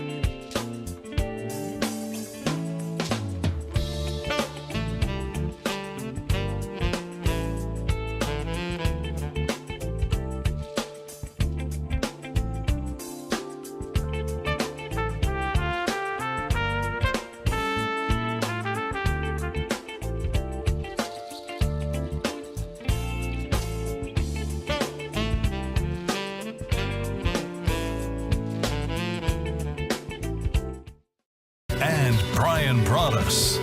35 minutes to kick off here in the Miller Lite West Plaza of AT&T Stadium. Great to have you in the official pregame party of America's team right here on the Dallas Cowboys radio network. Let's go inside of AT&T Stadium. Let's get into that owner's box with Cowboys sideline reporter Christy Scales standing by with the owner and general manager, Jerry Jones. Well, thank you. And Jerry Jones has the most special of guests today in the owner's box, Mr. Ken Griffin. And I know that you're very excited, Jerry, about what Mr. Griffin has done for the National Medal of Honor Museum. The effort that Mr. Griffin, Ken, says is these great Medal of Honor recipients, after all they've done of valor, what they want to do is use that as an example to motivate us all to be patriotic in the country. That's what this message, that's what this museum is about. And leading our way with the most generous gift this nation's seen is Ken Griffin. He's with me here today. And your $30 million donation, Mr. Griffin, the Griffin Institute, as part of the National Medal of Honor Museum, what do you see as the mission of the Institute in particular? Well, so first of all, I have to thank Jerry and Jean and the entire Jones family for their commitment to protecting the values that have made America truly the greatest country in the world. It's really special to be here. And it's special to be supporting the foundation because the goal of the foundation is to bring into the lives of every American every day the values that the Medal of Honor recipients have demonstrated with their valor and courage in the defense of our nation and protecting our freedom. And really, the goal of the foundation is in classrooms, in business boardrooms, it's how do we help Americans really appreciate what it takes to maintain and protect the freedom that defines our great country. I find it very interesting because you mentioned the classrooms, and when we hear that, we think of students, we think of young people, but specifically, you're looking to corporate leaders and adults. And the thing is, it's not just local. This can be worldwide virtual classrooms around the country and around the world. Is that how you see this institute playing out? Well, I'd obviously love to see our values exported around the world, but first and foremost, I think we need to manifest our values here in America. And in particular in K-12 education or in colleges, we need to see more of the sacrifice and commitment to our country that the Medal of Honor recipients have demonstrated. We really need to see people appreciate that our freedom is not a privilege, it's a right that we need to fight for each and every day. Jerry, Christy, who would have ever thought that when Colonel Pat Brady heroically used the helicopter to literally rescue 30, 40, 50 lives, to blow the fog out of the way with the propellers under fire, have 4 helicopters shot up in the same day. Who would have ever thought after that that he could be a part of a story that would inspire us even beyond that? Because if our youth can see that's what patriotism is about, I can be that way in my own way. And what Ken has done here is made it possible for those stories to be, if you will, even more important to America than the very valor that the Medal of Honor recipients got. And that's unthinkable, but it can do it. And we want to use all the visibility of the NFL, all these eyeballs out here, millions, and we want to use that visibility to help tell this story. It's one thing to go through the museum, it's another thing to have 35 million people listen to this story being told. And we look forward to meeting many of them who will be honored, the Medal of Honor recipients, at halftime today. And of course, the Cowboys are wearing the red stripe on their helmet today as part of that honor as well. Jerry, when the fans here at AT&T Stadium look down on the field and see these national heroes, what do you want the fans to think about? Well, I want them to take, really, it's about incentive for me. I've had a chance to get inspired, and it caused me to go to territory I would have never gone over my life with inspiration. I'm standing here with a man that has not only been inspired, but he's inspirational to thousands of people. And so to me, it's about inspiration. 30 years ago when I bought the Cowboys, I no more could be thinking of some of the things that I can think about today than a man in the moon. But inspiration. Ken's got a fabulous story, but that's what our Medal of Honor can do for all of us. It'll be bigger than the deeds they did. Thank you for your generosity, and thank you for helping inspire the generations, because you're going to make a real difference, and we appreciate it. Thank you so much, Mr. Griffin. I so appreciate being here. So appreciate, Jerry, your commitment to protecting the values of our country. And I really do hope that the men who have served our nation, the men and women today in the armed forces, that their valor and their courage acts as an inspiration to millions of American children who need to understand just how precious and important our freedom is. Thank you so much. That's Ken Griffin and Jerry Jones. What a very special owner's box. Thank you, gentlemen. As we continue counting down to kickoff between the Giants and the Cowboys, let's go back out to the plaza and rejoin Eric and Bryan. Thank you, Christy. Today's View from the Owner's Box is brought to you by Papa John's. Better ingredients, better pizza. It is Papa John's. And here's Broaddus with a fun fact. Yeah, how about this? Rick Goslin, my buddy, a longtime NFL writer, Hall of Fame voter, said since 1980, rookie quarterbacks making their first NFL debut against the Cowboys are 3-4. The winners have been Sam Howell, David Carr, Michael Vick. The losers, C.J. Beathard, Vince Young, Heath Shuler, and Kent Graham. Wow. So, rookie quarterbacks making since 1980 making their debut 3-4 against the Cowboys. And that's what Tommy DeVito will be doing today for the Giants. Let's go ahead and pause 10 seconds to allow stations to identify themselves along the Dallas Cowboys radio network. Your turn it on, leave it on. Home of America's team is 105.3 The Fan. Hello, baby. KRLD FM and HD1, Dallas Fort Worth. Always live on the free Odyssey app. And now we get to know the enemy, brought to you by Aero Exterminators, the official pest control provider of the Dallas Cowboys. The Giants have scored on under 20% of their drives this season. That is dead last in the NFL. Hopefully today the Cowboys keep them out of that end zone and they can run away with a victory for the 12th consecutive time here at AT&T Stadium. We inch closer and closer to kickoff live in the Miller Lite West Plaza of AT&T Stadium. And let's go inside the booth with the voice of the Cowboys, Brad Sham. You're listening to the Dallas Cowboys Radio Network. Every moment, every touchdown.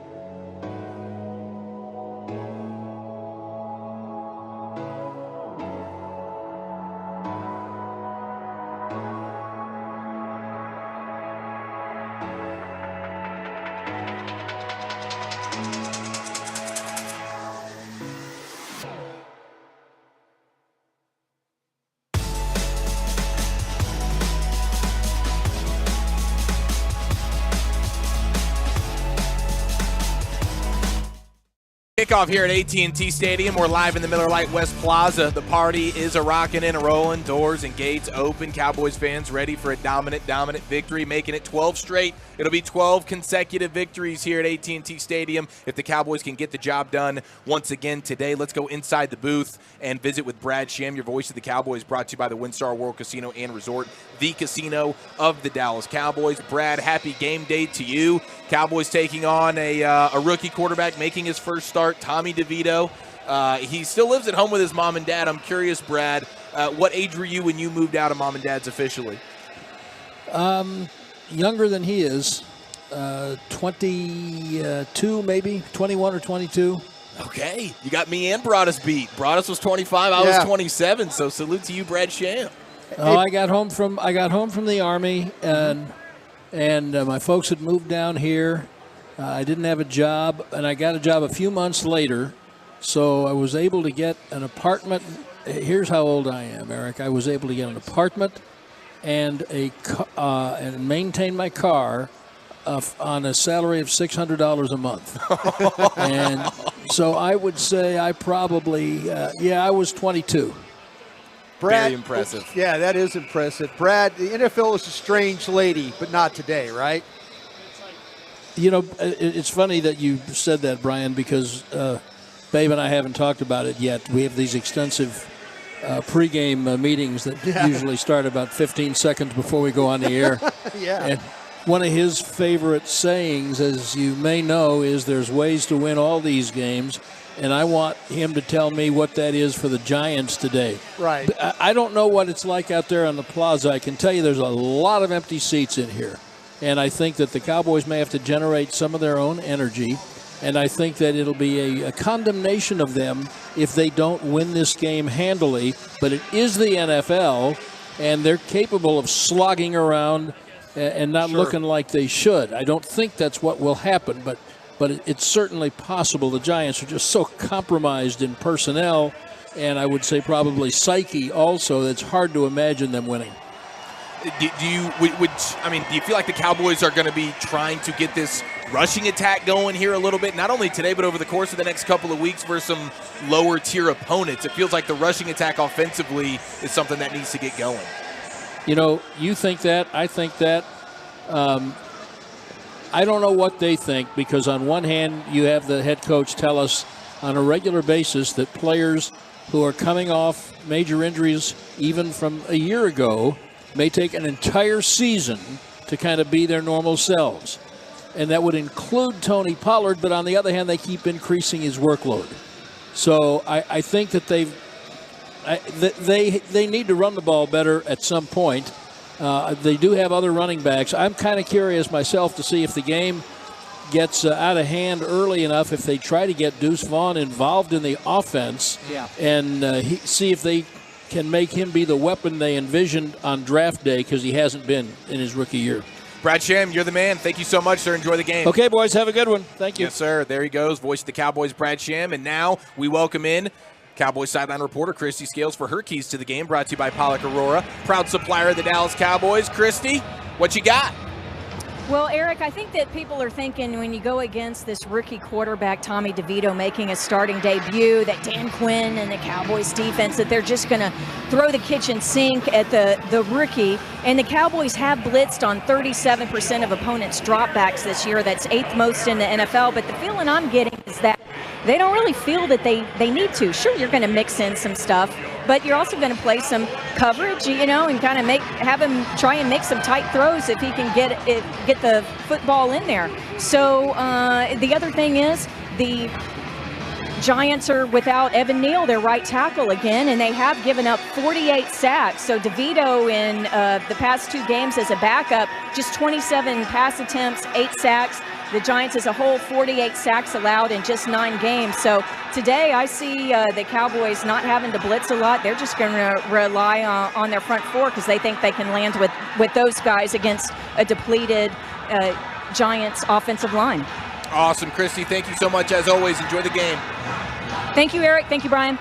There she goes, Cowboys sideline reporter Christy Scales with her keys to the game. Broaddus, give me Cowboys 38, Giants 6. Yeah, I'm going to go Dallas 30, Giants 6. So we're kind of in the same ballpark. Love it. All right, Cowboys looking to make it 12 consecutive victories here at AT&T Stadium. Kickoff is around the corner with Brad and Babe. Dallas Cowboys football will continue in a moment. Buffalo Wild Wings will be hosting.